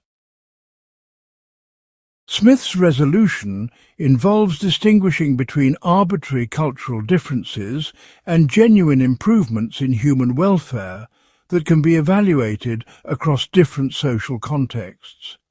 He argues that later developmental stages generally provide better opportunities for human flourishing through increased security, greater individual freedom, and more extensive cooperation that allows people to develop their talents and pursue their chosen goals. But he also recognizes that each stage involves trade-offs and that commercial society creates new problems alongside its benefits, making social development a complex process of gains and losses rather than simple linear progress. The evaluation focuses on whether changes increase overall opportunities for human development, while acknowledging that different individuals and groups may benefit or suffer differently from social transitions. The analysis becomes more sophisticated when applied to contemporary development challenges that involve rapid transitions between social stages within compressed time periods. Traditional societies encountering modern technology, global markets and democratic political systems may experience the benefits and disruptions of multiple developmental stages simultaneously, rather than through gradual evolution over centuries. This can create social fragmentation, cultural confusion, and political instability as different groups within the same society adapt at different rates to new economic opportunities and social relationships. Smith's framework suggests that successful development requires institutional arrangements that facilitate beneficial change while providing continuity and stability for people whose lives are disrupted by rapid social transformation. The deeper philosophical insight concerns the relationship between economic development and moral development that runs throughout Smith's analysis. He argues that commercial societies tend to develop more refined moral sentiments, more sophisticated moral reasoning, and more extensive concern for distant others, because commercial relationships require trust, honesty, and consideration for others' interests in ways that earlier social stages do not. The merchant who cheats customers or breaks contracts will lose reputation and business, creating incentives for moral behavior that operate through self-interest rather than requiring purely altruistic motivation. But the same commercial relationships may also encourage materialism, competitiveness, and social fragmentation that undermine traditional virtues like loyalty, courage, and community solidarity that earlier social stages cultivated more effectively. This creates what we might call the moral development paradox of social progress. Later developmental stages may cultivate some moral capacities while weakening others, making overall moral evaluation of social change complex and contested. Commercial societies may produce people who are more tolerant, peaceful, and concerned with others' welfare in economic relationships, while being less capable of heroic self-sacrifice, martial virtue, and deep community engagement that traditional societies required and rewarded. The question becomes whether these trade-offs represent genuine moral progress or merely different adaptations to different social circumstances that cannot be ranked hierarchically. Smith's analysis suggests that social development creates new possibilities for moral development that build on rather than simply replacing earlier moral achievements. Commercial societies can cultivate traditional virtues through new institutional arrangements. Military service can preserve courage and patriotism, civic associations can maintain community solidarity, and religious institutions can foster self-sacrifice and spiritual development within contexts shaped by commercial freedom and prosperity. The goal is not preserving traditional social arrangements unchanged, but adapting valuable traditional insights to new social conditions while taking advantage of new opportunities for human flourishing that social development creates. This requires conscious institutional design and cultural cultivation rather than simply allowing market forces and technological change to determine social evolution without reference to broader human values and moral considerations. Part 14. Sympathy and Social Distance. The expanding circle of moral concern.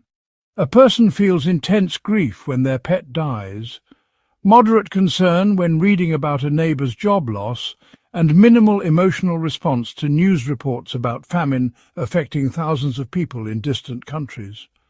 This natural variation in sympathetic response based on proximity and familiarity creates what Smith recognizes as one of the fundamental challenges for moral development.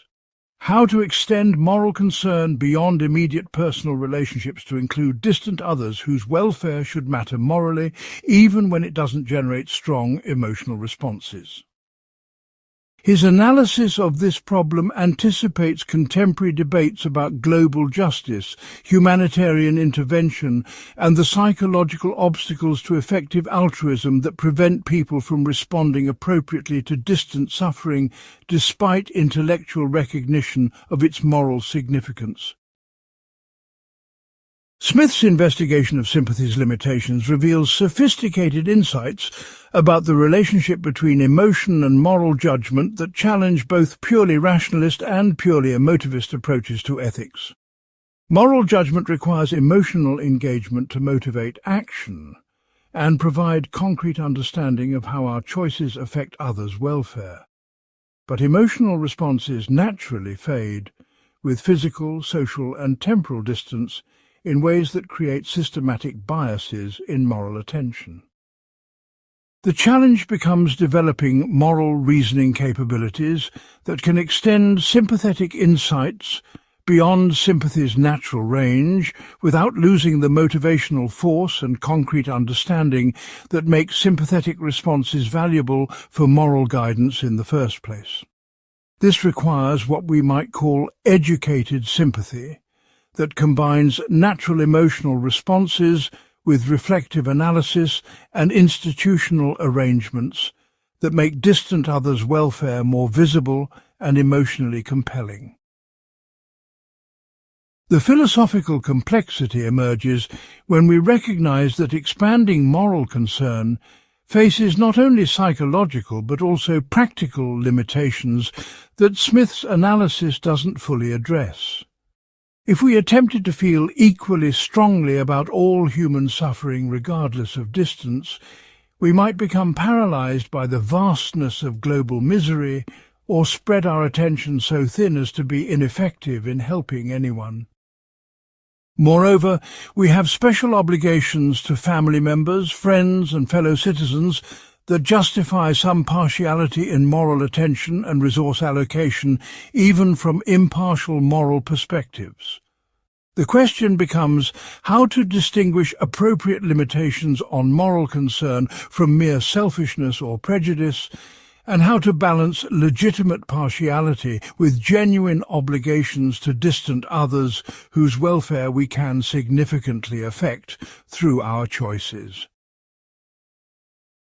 Consider how this analysis applies to contemporary global challenges that require individual moral response to distant suffering. Effective altruism movements argue that people in wealthy countries should donate significant portions of their income to organizations addressing global poverty, preventable diseases, and other problems where relatively small donations can dramatically improve or save lives. Smith's framework suggests that such obligations are genuine because we can sympathize with distant others' suffering when we make the imaginative effort to understand their experiences, and the impartial spectator would approve of helping when we can do so at relatively modest cost to ourselves. But the same framework acknowledges that natural sympathetic responses provide stronger motivation for helping local causes where we can see direct results and maintain ongoing relationships with beneficiaries. Smith's solution involves developing what we might call institutional sympathy, that extends individual moral concern through social arrangements rather than relying solely on individual emotional responses to motivate appropriate action. Religious organizations, humanitarian groups, and educational institutions can make distant suffering more visible and emotionally compelling through storytelling, personal testimonies, and direct experience programs that help people connect emotionally with distant others. Government foreign aid programs and international institutions can create systematic responses to global problems that don't depend on fluctuating individual charitable impulses but reflect collective commitments to helping distant others in need. Media institutions can provide information about distant suffering and connect individual choices to global consequences in ways that make moral obligations to distant others more concrete and actionable. But institutional approaches to extending moral concern create new problems about paternalism, cultural imperialism, and the relationship between individual moral agency and collective moral action. When institutions mediate our relationships with distant others, we may lose direct understanding of their actual needs and preferences while substituting our own cultural assumptions about what kinds of help would be most beneficial. International aid programs may reflect donors' values and interests more than recipients' actual priorities, creating dependency relationships that undermine recipients' autonomy and self-determination. The same institutional arrangements that extend moral concern beyond individual limitations may distort moral understanding and create new forms of domination that substitute for, rather than complement, appropriate individual moral response. Smith's analysis suggests that the solution involves combining individual moral development with institutional arrangements that enhance rather than replace individual moral agency. Effective institutions for extending moral concern should provide information, create opportunities for meaningful engagement, and facilitate individual choices about how to respond to distant others' needs, rather than substituting institutional responses for individual moral deliberation. This might involve supporting organizations that provide direct communication between donors and beneficiaries, creating exchange programs that allow people to experience different social conditions personally, and developing educational approaches that cultivate sympathetic imagination through literature, history, and cross-cultural studies. The goal is expanding individual moral capabilities rather than creating institutional systems that make individual moral engagement unnecessary. The deeper philosophical insight concerns the relationship between moral progress and social complexity that runs throughout Smith's analysis of commercial society. More complex societies create both greater opportunities and greater obstacles for moral development as they multiply human relationships, while making many of those relationships indirect and abstract. Commercial societies may cultivate more extensive moral concern because they create economic relationships that connect people across vast distances and cultural differences. But they may also encourage moral superficiality because most relationships become instrumental and temporary rather than deep and enduring. Moral progress requires taking advantage of expanded opportunities for moral concern while preserving the depth and intensity of moral engagement that simpler societies could achieve within their more limited moral circles. The resolution points towards Smith's vision of moral education and institutional design that gradually expands moral concern while maintaining its effectiveness and authenticity. This involves neither abandoning partiality for abstract universalism nor accepting partiality as justifying indifference to distant others, but developing sophisticated approaches to moral reasoning that can balance competing obligations and extend sympathetic understanding systematically rather than merely episodically. Commercial society provides both the resources and the incentives for such moral development, but realizing its potential requires conscious cultivation of moral capabilities that markets alone will not automatically generate. The expanding circle of moral concern represents a possibility rather than an inevitability of social development that requires individual effort and institutional support to achieve effectively. Part 15. The Theory of Moral Sentiments Meets the Wealth of Nations. Reconciling ethics and economics. A charitable foundation must decide whether to provide direct cash transfers to extremely poor families or to invest the same money in job training programs that might generate higher long-term returns but help fewer people immediately. The foundation's trustees feel stronger sympathetic responses toward families facing immediate hunger and homelessness. But economic analysis suggests that skills training would create more sustainable improvements in welfare over time. This scenario illustrates a fundamental tension that scholars have identified between Smith's ethical theory, which emphasizes sympathetic responses and moral sentiments, and his economic theory, which celebrates self-interest and market mechanisms. The relationship between these two major works has generated centuries of debate about whether Smith maintained a consistent philosophical position or developed contradictory theories that cannot be reconciled without abandoning key insights from one or both approaches. The apparent contradiction operates on multiple levels that create different challenges for interpretation. In the theory of moral sentiments, Smith emphasizes that moral judgment depends on sympathetic identification with others, and that virtue consists in acting according to sentiments that an impartial spectator would approve. In The Wealth of Nations, he argues that individual pursuit of self-interest generally produces better social outcomes than conscious attempts at beneficence, suggesting that virtue and social welfare may actually conflict in market contexts. The charitable foundation example illustrates this tension.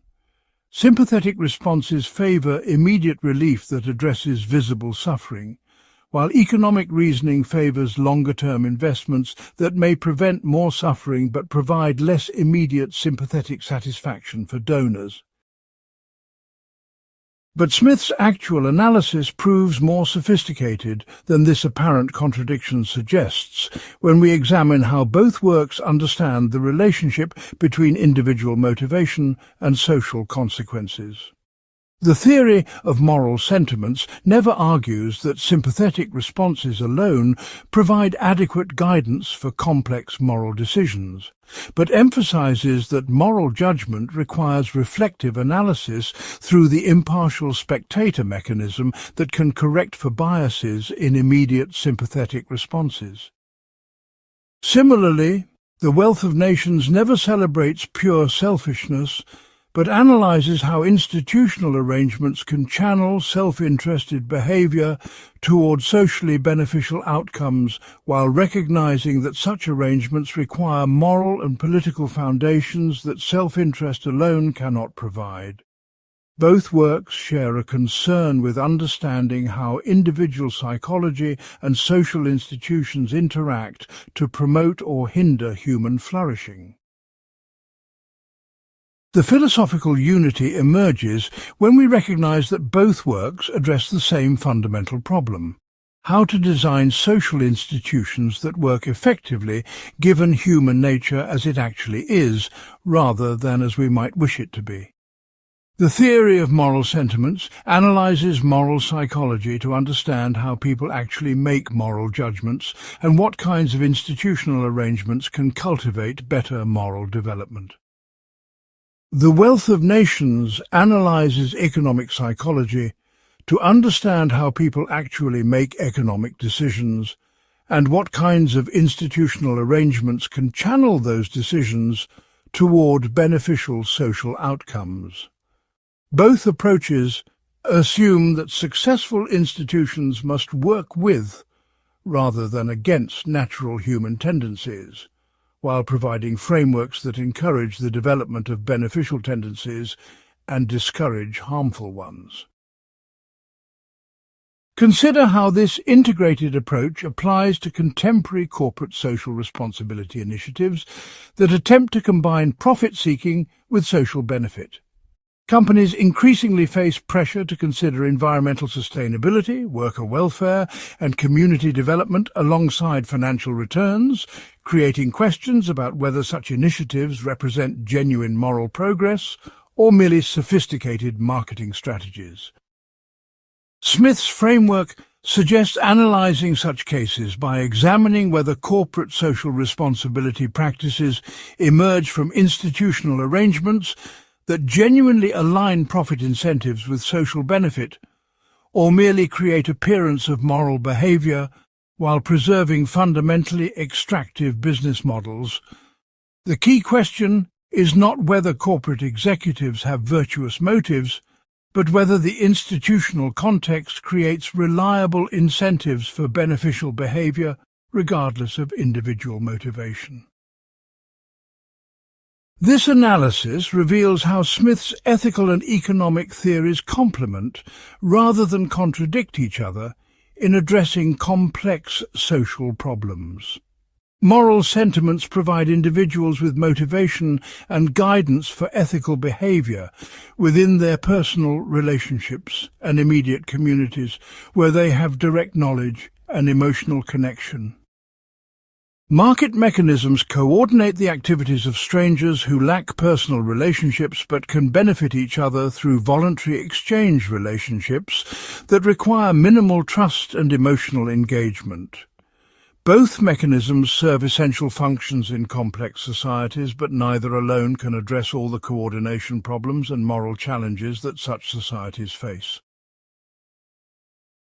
The charitable foundation example illustrates how this integration works in practice.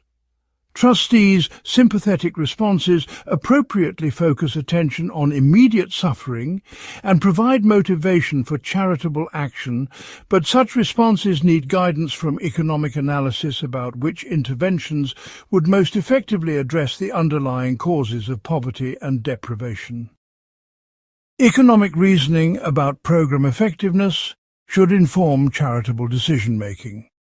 But such reasoning requires moral foundations about what kinds of outcomes matter and what obligations wealthy people have toward those in need.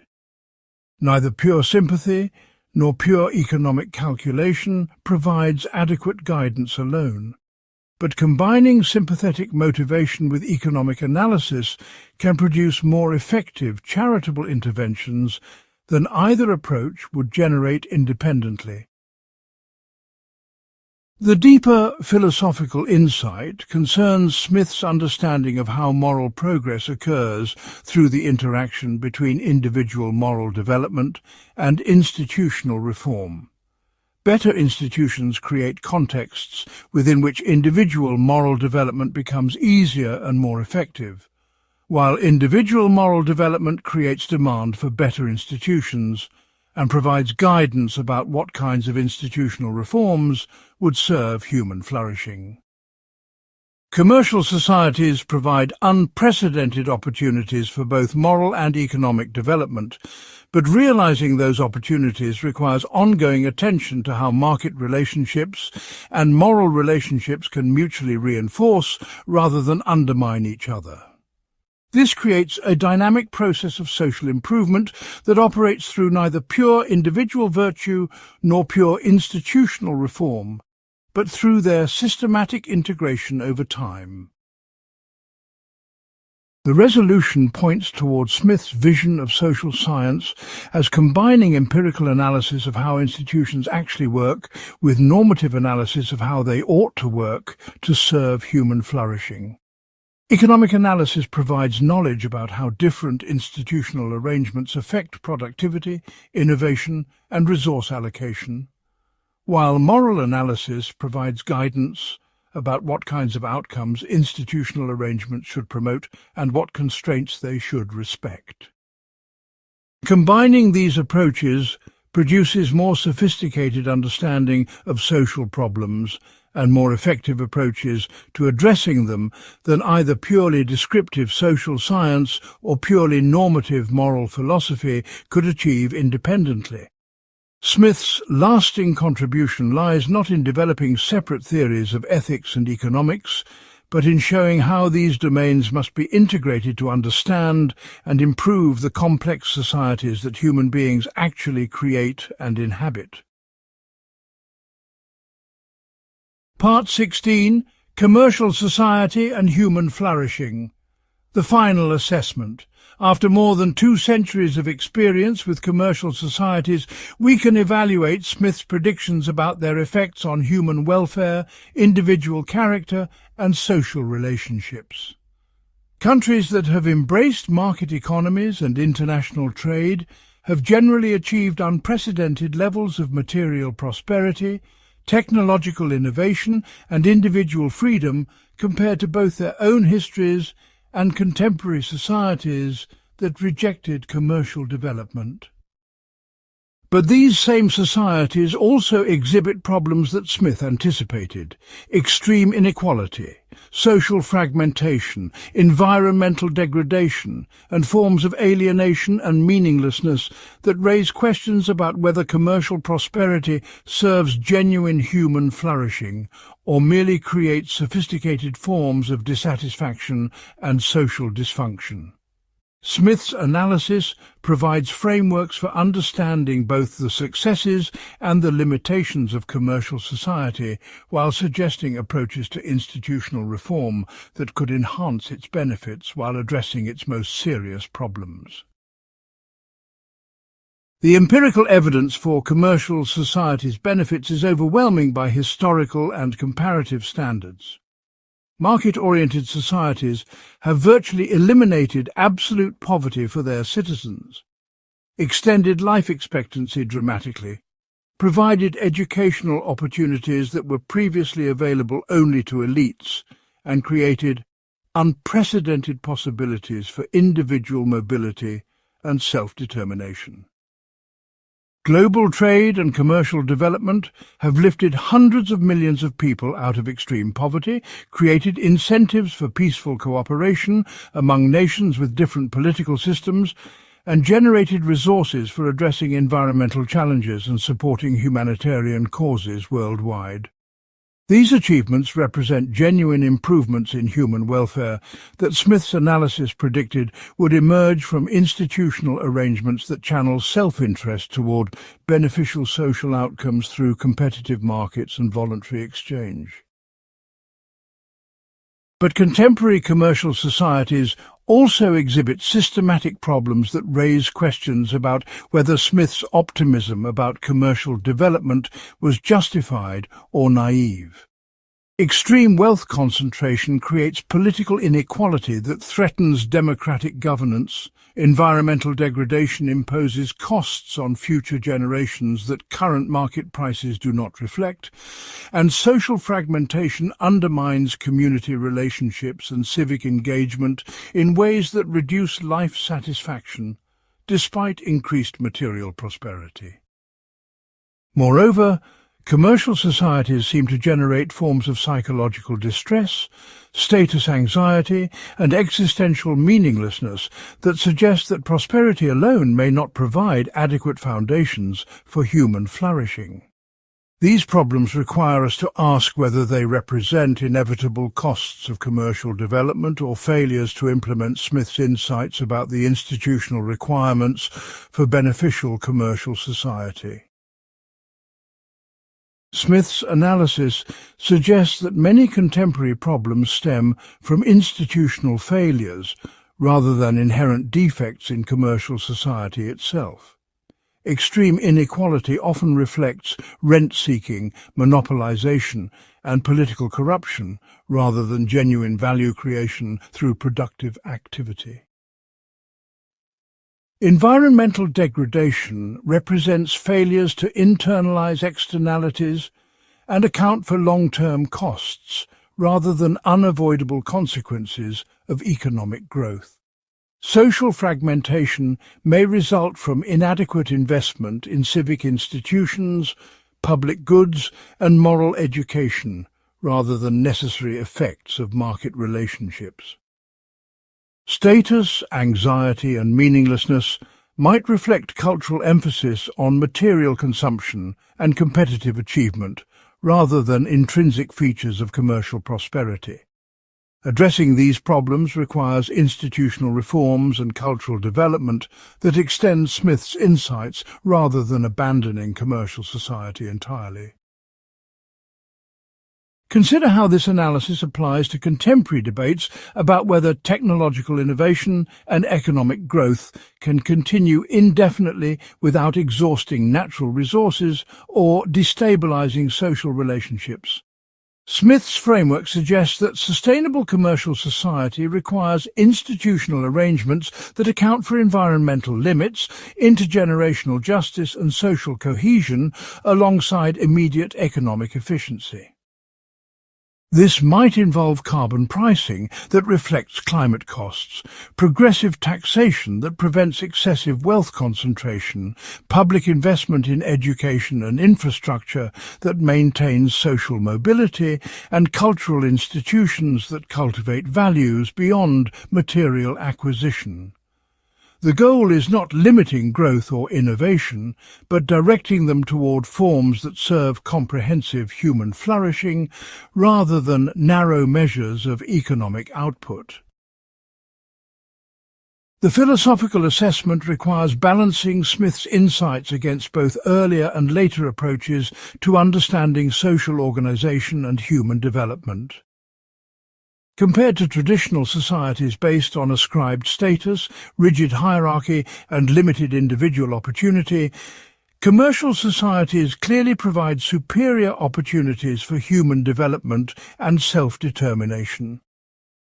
Compared to socialist experiments that attempted to eliminate market relationships entirely, commercial societies have proved far more successful at generating prosperity, innovation, and individual freedom, while avoiding the political oppression and economic stagnation that characterized centrally planned economies.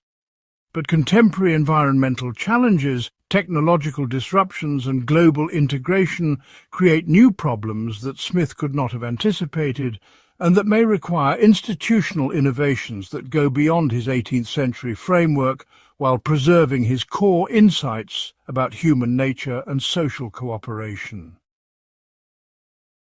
The deeper question concerns whether commercial society provides adequate space for the full range of human capabilities and aspirations that constitute flourishing lives. Smith's analysis emphasizes economic productivity, individual freedom, and social cooperation through voluntary exchange, but he also recognizes the importance of community relationships, moral virtue, and spiritual development that commercial relationships alone cannot provide. Commercial societies may need complementary institutions that cultivate these other dimensions of human flourishing without undermining the market relationships that generate prosperity and innovation. This might involve strengthening families, religious organizations, civic associations, and cultural institutions that provide meaning, community, and moral development alongside the economic opportunities that commercial society creates. Smith's lasting contribution lies not in providing definitive answers about social organization, but in developing analytical frameworks that can guide ongoing institutional development and reform. His insights about the relationship between individual psychology and institutional design, the importance of balancing freedom with social cooperation, and the need to align individual incentives with collective welfare remain relevant for addressing contemporary challenges that he could not have imagined. Commercial society represents neither the end of history nor a perfect solution to human problems, but a powerful approach to social organization that can continue evolving to serve human flourishing more effectively, while preserving the insights about human nature and social cooperation that make it attractive in the first place. The question is not whether commercial society is perfect, but whether it provides better foundations for human development than available alternatives, while remaining open to reform and improvement based on experience and changing circumstances. Part 17. Smith's Legacy and Contemporary Debates. The Living Philosophy. 250 years after Smith wrote his major works, politicians, economists and philosophers continue invoking his authority to support radically different policy positions and social visions. Free market advocates claim that Smith's invisible hand justifies minimal government regulation and maximum reliance on competitive markets to solve social problems. Progressive reformers argue that Smith's analysis of sympathy and moral sentiments supports substantial government intervention to address inequality and provide public goods that markets cannot supply effectively. Both interpretations capture important elements of Smith's thinking, while potentially distorting his overall philosophical project in ways that reduce complex institutional analysis to simple ideological slogans. The persistence of these debates reflects both the enduring relevance and the interpretive complexity of Smith's philosophical system. His insights about human psychology, market mechanisms, and institutional design address fundamental questions about social organization that every generation must answer anew as circumstances change and new challenges emerge. But his synthetic approach, which combines empirical analysis with normative reflection and balances multiple values that sometimes conflict, resists reduction to simple formulas or ideological positions that would make his work easier to apply but less intellectually honest. Understanding Smith's contemporary relevance requires engaging seriously with the philosophical sophistication of his analysis rather than extracting isolated concepts that support predetermined policy conclusions. Consider how Smith's framework applies to contemporary debates about the appropriate government response to technological unemployment created by artificial intelligence and automation. Pure free market interpretations might argue that technological progress always creates new employment opportunities that compensate for jobs eliminated by innovation, making government intervention unnecessary and potentially harmful. Pure interventionist interpretations might argue that technological displacement requires comprehensive government programs to retrain workers, redistribute wealth, and manage economic transitions that markets cannot handle effectively. Smith's actual analysis suggests a more nuanced approach that examines the specific institutional conditions under which technological change serves human flourishing versus when it requires conscious policy responses to address market failures and social disruption. Smith's approach would likely emphasize that technological unemployment represents a genuine policy challenge that requires institutional responses, but not necessarily comprehensive government control over economic development. The question becomes designing institutions that capture technology's benefits while addressing its costs in ways that preserve individual freedom, maintain incentives for innovation, and ensure that technological progress serves broad-based human flourishing. This might involve education and training programs that help workers adapt to changing skill requirements, social insurance systems that provide security during economic transitions, and tax policies that ensure technology's benefits are shared rather than concentrated among technology owners. But it would also involve maintaining competitive markets that reward genuine innovation and prevent established interests from using government power to protect themselves from beneficial change. The contemporary relevance of Smith's work extends beyond specific policy debates to fundamental questions about how to understand human nature and social relationships in an era of rapid technological and social change. His emphasis on sympathy and moral imagination provides insights for addressing political polarization and social fragmentation that characterize many contemporary democracies. His analysis of how institutional arrangements shape individual behavior offers guidance for designing social media platforms, financial systems, and global governance institutions that align individual incentives with collective welfare. His understanding of the relationship between economic development and moral development helps evaluate whether contemporary forms of prosperity serve genuine human flourishing or merely create sophisticated forms of dissatisfaction and social dysfunction.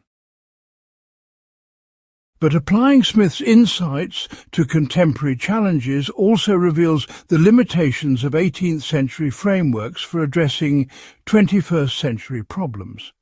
Climate change involves temporal scales, global coordination challenges, and intergenerational justice questions that exceed the scope of Smith's primarily national and short-term institutional analysis.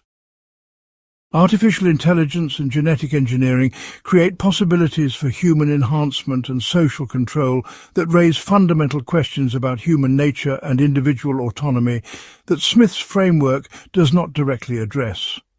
Global economic integration creates interdependencies and vulnerabilities that require new forms of international cooperation and governance that go beyond Smith's analysis of trade relationships among sovereign nations.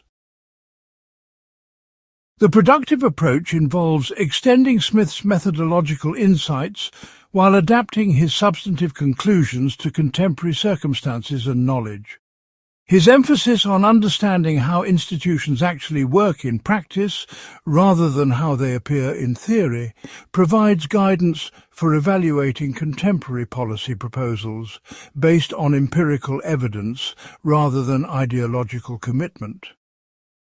His insistence on balancing multiple values and acknowledging trade-offs rather than pursuing single objectives at any cost offers a more mature approach to policy analysis than either pure market fundamentalism or comprehensive government planning.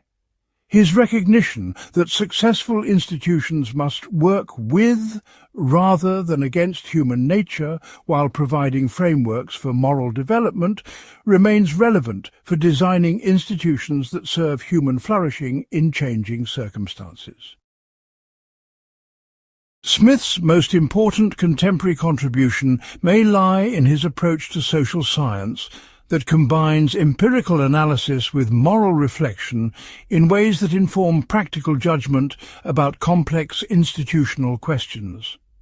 This methodology remains essential for addressing contemporary challenges that require both technical expertise and moral wisdom, detailed knowledge of how institutions actually function, and clear thinking about what kinds of outcomes they should promote. Neither purely technical analysis nor purely moral advocacy provides adequate guidance for designing institutions that serve human flourishing effectively. But combining these approaches in ways that Smith pioneered continues to offer the most promising direction for social improvement. His lasting legacy lies not in specific policy recommendations that may require updating, but in demonstrating how philosophical reflection and empirical investigation can inform each other to produce more sophisticated understanding of human society and more effective approaches to addressing social problems. The final assessment suggests that Smith's work remains vital, not because it provides definitive answers to contemporary questions, but because it demonstrates how to think systematically about the relationship between individual human nature and social institutions in ways that can guide ongoing efforts at social improvement. Every generation faces the challenge of designing institutions that promote human flourishing, given the circumstances and knowledge available to them.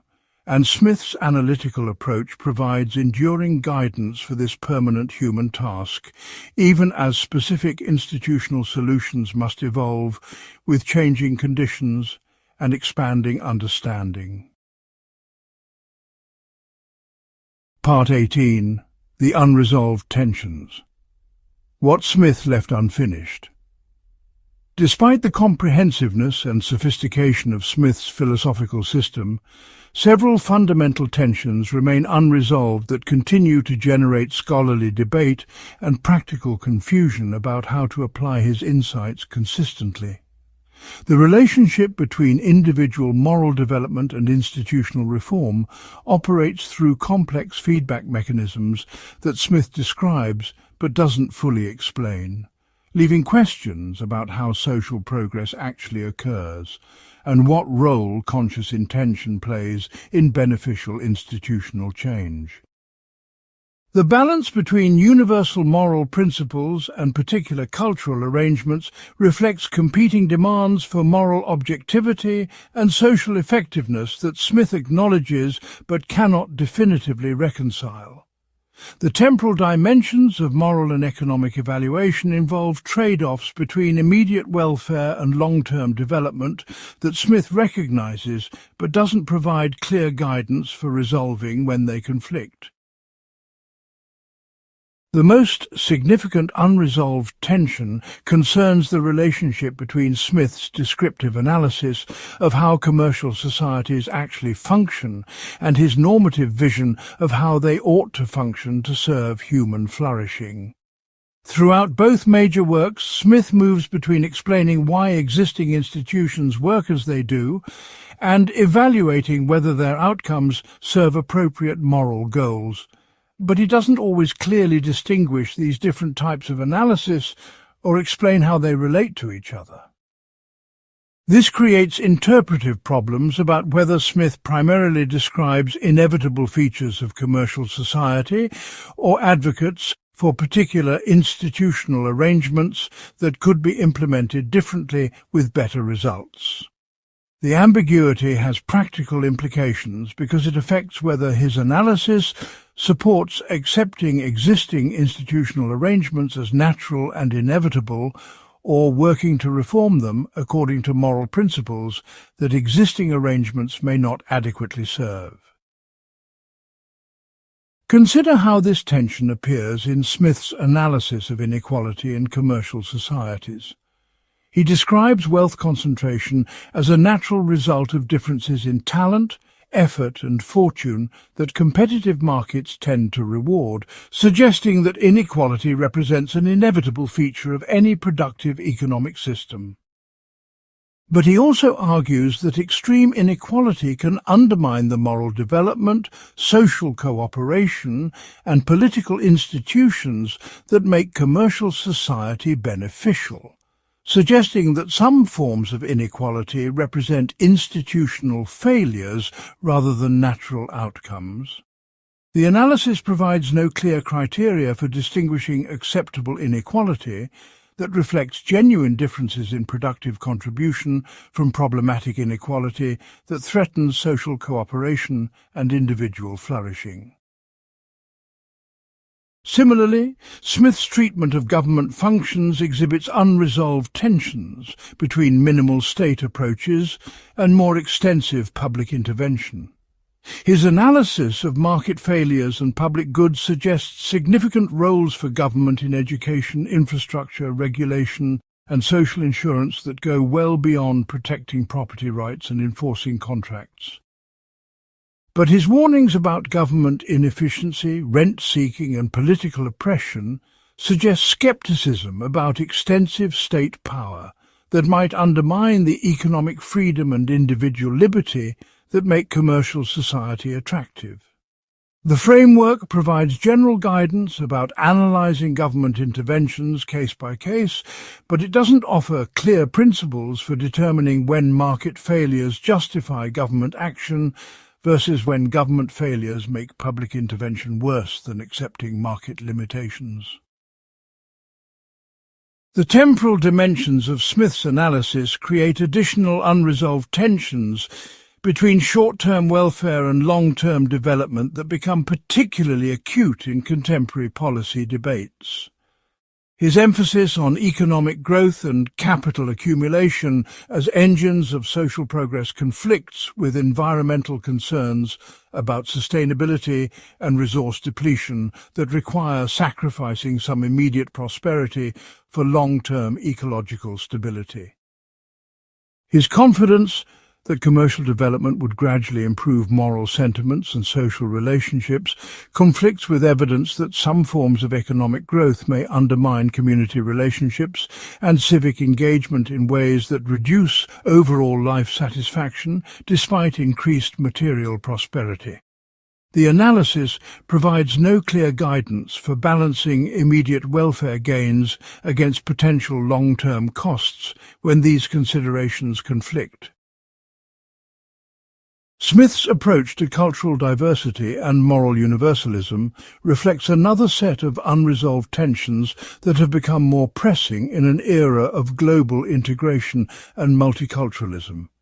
His emphasis on sympathetic understanding and moral imagination suggests openness to different cultural approaches to human flourishing and skepticism about imposing particular moral arrangements on societies with different histories and circumstances.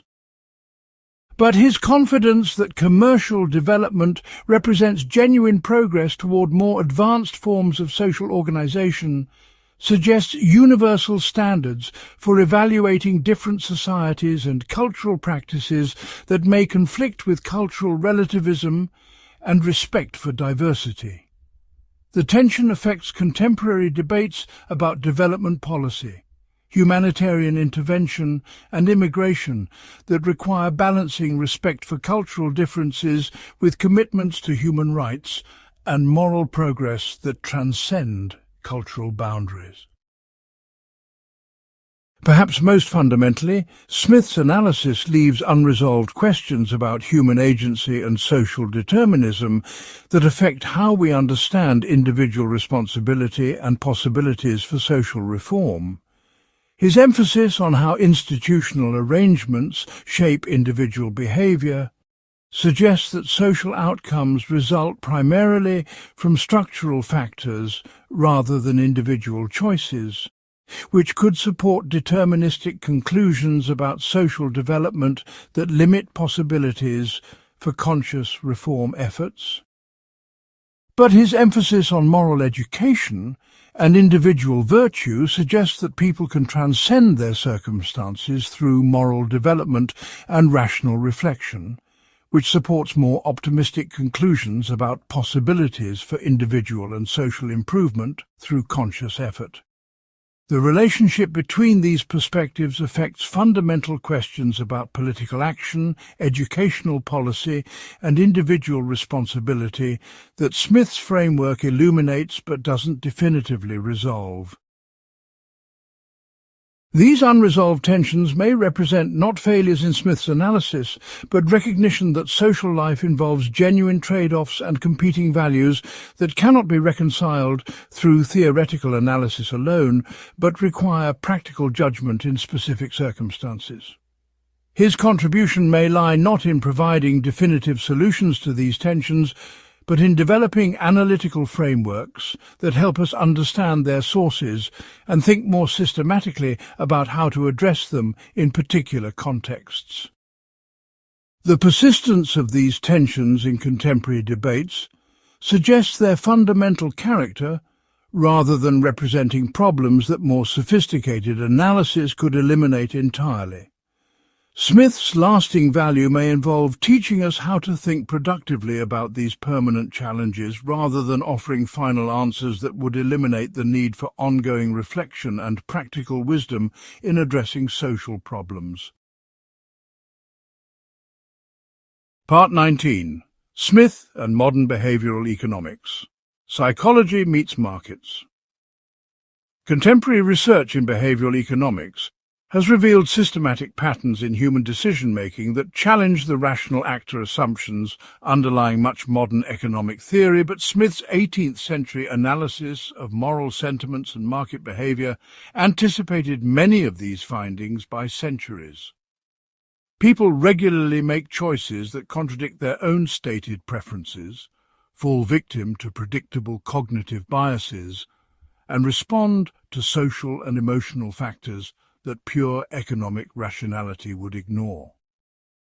Rather than undermining Smith's economic theory, these discoveries vindicate his psychological realism and suggest that his analysis of how markets actually work may be more sophisticated than the simplified models that later economists developed in his name. Understanding this connection illuminates both the continuing relevance of Smith's insights and the ways that contemporary research can extend and refine his analysis of human behavior in commercial contexts. Smith's analysis of sympathy and moral sentiments provides a remarkably prescient account of what behavioral economists now call social preferences and other regarding behavior that standard economic models struggle to explain. He argues that people naturally care about others' welfare and seek social approval in ways that influence their economic choices alongside purely self-interested considerations. Contemporary research confirms that people regularly sacrifice material gains to help others, punish unfair behavior, and maintain social relationships even when doing so reduces their economic welfare, according to narrow cost-benefit calculations. But Smith's analysis goes deeper than simply noting that people care about others by explaining the psychological mechanisms through which social concerns influence individual decision-making and the institutional conditions that strengthen or weaken other regarding motivations. Consider how this analysis applies to contemporary findings about ultimatum games and other experimental situations that reveal systematic deviations from purely self-interested behavior. When people are offered unfair divisions of money, they frequently reject proposals that would make them better off financially, rather than accept arrangements they perceive as unfair, even when rejection means both parties receive nothing. Standard economic theory treats such behavior as irrational because it sacrifices material welfare for no apparent benefit, but Smith's framework explains it as reflecting natural moral sentiments that value fairness and reciprocity alongside material gain. The behavior becomes rational when we understand that people value social relationships and moral integrity in ways that purely monetary calculations cannot capture adequately. Smith's recognition that economic behavior depends heavily on social context and institutional arrangements anticipates contemporary research on how framing effects, social norms, and institutional design influence individual choices. He argues that the same individual will behave differently in market relationships versus family relationships versus political relationships because different contexts activate different aspects of human psychology and create different incentive structures. Behavioral economists have confirmed that small changes in how choices are presented, what social norms are salient, and what institutions structure decision-making can dramatically affect behavior without changing underlying preferences or material incentives. This suggests that institutional design involves not just creating appropriate incentives, but understanding how different institutional arrangements interact with human psychology to promote or discourage beneficial behavior. The implications extend to contemporary debates about market efficiency and the appropriate role of government regulation in addressing behavioral biases and market failures. If people systematically make choices that contradict their own long-term welfare due to cognitive limitations, emotional influences, and social pressures, then market outcomes may not serve human flourishing as effectively as traditional economic theory suggests. This could justify paternalistic interventions that protect people from their own poor decisions through regulations that limit harmful choices or institutional designs that make beneficial choices easier and more attractive. But Smith's analysis suggests caution about such interventions because individual choices reflect not just cognitive errors, but also social values and psychological needs that external observers may not fully understand or appreciate. Smith's approach to these issues emphasizes improving the institutional context within which people make choices rather than overriding individual decision-making through regulatory mandates. If people make poor financial decisions due to inadequate information, the solution involves improving financial education and disclosure requirements rather than prohibiting particular financial products entirely. If people fail to save adequately for retirement due to present bias and procrastination, the solution involves automatic enrollment in retirement plans with opt-out provisions rather than mandatory savings requirements that eliminate individual choice. The goal is creating institutional arrangements that work with, rather than against, natural human psychology, while preserving individual autonomy and the benefits of decentralized decision-making that market systems provide. But contemporary behavioral research also reveals psychological biases and social influences that Smith did not fully anticipate and that may require institutional responses that go beyond his 18th century framework. Social media and digital technology create unprecedented opportunities for manipulation of consumer preferences through targeted advertising, algorithmic curation, and social influence techniques that exceed anything Smith could have imagined. Financial markets exhibit herd behavior, speculative bubbles, and systematic mispricing that suggest more serious departures from rational valuation than Smith's analysis of market corrections would predict. Global supply chains and complex financial instruments create systemic risks and coordination problems that exceed the scope of Smith's primarily local and national institutional analysis. The productive synthesis involves combining Smith's insights about human psychology and institutional design with contemporary knowledge about cognitive biases, social influences, and system complexity to develop more sophisticated approaches to market regulation and institutional reform. This requires neither abandoning market mechanisms, because they don't work perfectly, nor accepting market outcomes uncritically, because they reflect individual choices.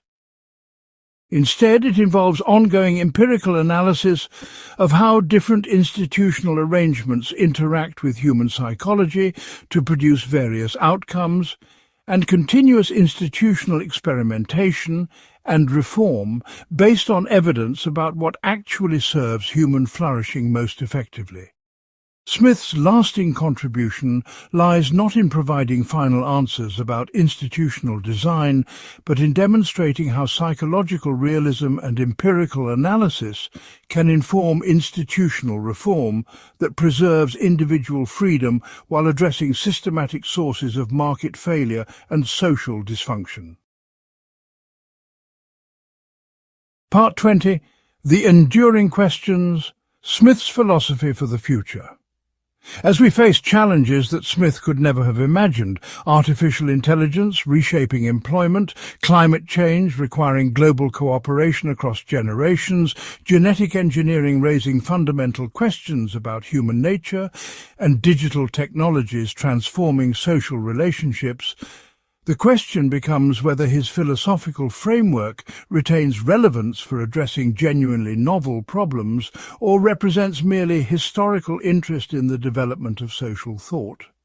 The answer depends not on whether Smith's specific policy recommendations or institutional analyses apply directly to contemporary circumstances, but on whether his methodological approaches and fundamental insights about human nature and social cooperation provide enduring guidance for thinking about whatever challenges human societies will face. His lasting contribution may lie in demonstrating how to think systematically about the relationship between individual psychology and social institutions in ways that can guide institutional design and moral development across changing historical circumstances. Smith's core insight that human flourishing depends on institutional arrangements that channel individual motivations toward beneficial social outcomes while preserving individual freedom and moral agency remains relevant regardless of specific technological or environmental circumstances. Whether the challenge involves regulating artificial intelligence, addressing climate change, managing global economic integration, or designing democratic institutions for diverse societies, the fundamental task involves understanding how different institutional arrangements interact with human psychology to produce various outcomes and designing institutions that promote human flourishing given realistic assumptions about human capabilities and motivations. This requires neither utopian expectations about human virtue nor cynical assumptions about inevitable selfishness, but careful empirical analysis of how different institutional contexts bring out different aspects of human nature and create different possibilities for individual development and social cooperation. The methodological approach Smith pioneered, combining detailed empirical observation with moral reflection to inform practical judgment about institutional design, provides guidance for addressing contemporary challenges that require both technical expertise and ethical wisdom.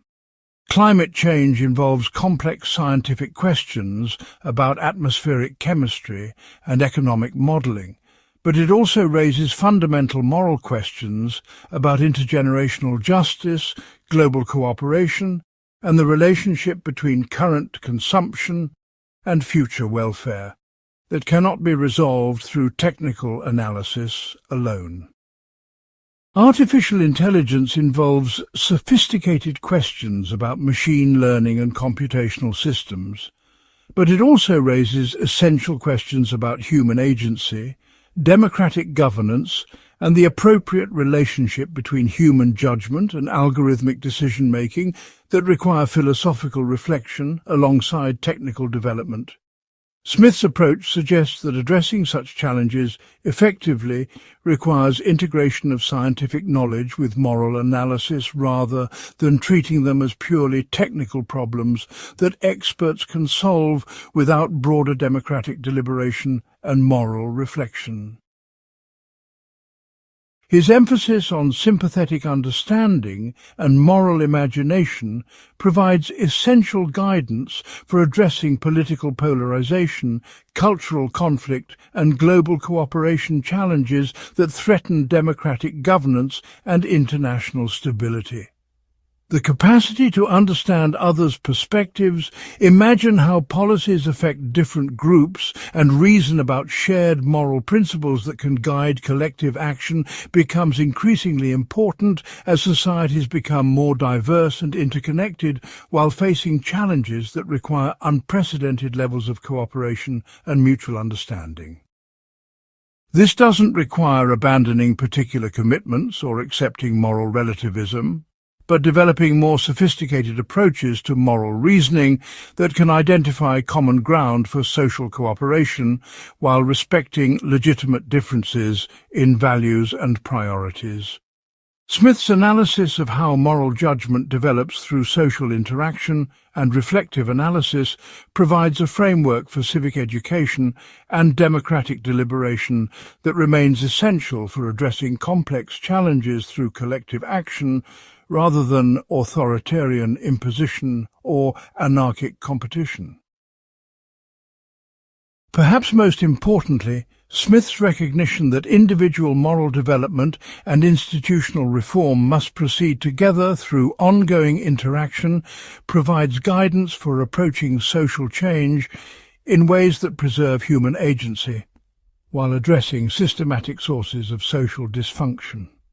Contemporary challenges often generate calls for either purely individual solutions that ignore structural constraints on individual choice or purely institutional solutions that ignore individual responsibility and moral agency. Climate change exemplifies this false dichotomy.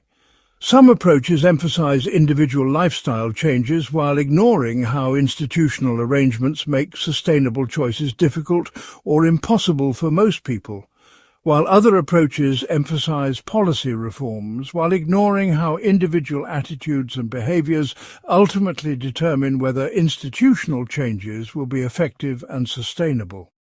Smith's framework suggests that addressing such challenges requires coordinated attention to both individual moral development and institutional reform that mutually reinforce each other over time. The questions that will determine whether Smith's philosophy remains relevant for future challenges involve not whether his 18th century analysis anticipated 21st century problems, but whether the human nature he analyzed and the institutional principles he developed retain their validity across changing historical circumstances. Do people still respond to incentives in ways that institutional arrangements can channel toward beneficial or harmful outcomes? Do moral sentiments still develop through sympathetic understanding and social interaction in ways that can be cultivated through appropriate education and cultural institutions? Do successful institutions still require balancing individual freedom with social cooperation, immediate welfare with long-term development, and universal principles with particular circumstances? Do complex social challenges still require combining empirical analysis with moral reflection to inform practical judgment about institutional design and social reform? If these questions retain affirmative answers despite technological and social changes, then Smith's analytical approach remains relevant, even if his specific conclusions require updating based on new circumstances and expanded knowledge. The final assessment suggests that Smith's enduring contribution lies not in providing a completed social philosophy that subsequent generations can simply apply to new problems, but in demonstrating how philosophical reflection and empirical investigation can inform each other to produce more sophisticated understanding of human society and more effective approaches to promoting human flourishing. Each generation faces the task of designing institutions appropriate to its circumstances and knowledge, while drawing on accumulated wisdom about human nature and social cooperation that previous thinkers have developed. Smith's work provides essential resources for this ongoing task, but realizing their potential requires active engagement with contemporary challenges rather than passive acceptance of historical authority. His philosophy remains alive only insofar as it continues to illuminate human experience and inform human choices about how to live together in ways that serve individual development and collective welfare under whatever circumstances the future may bring.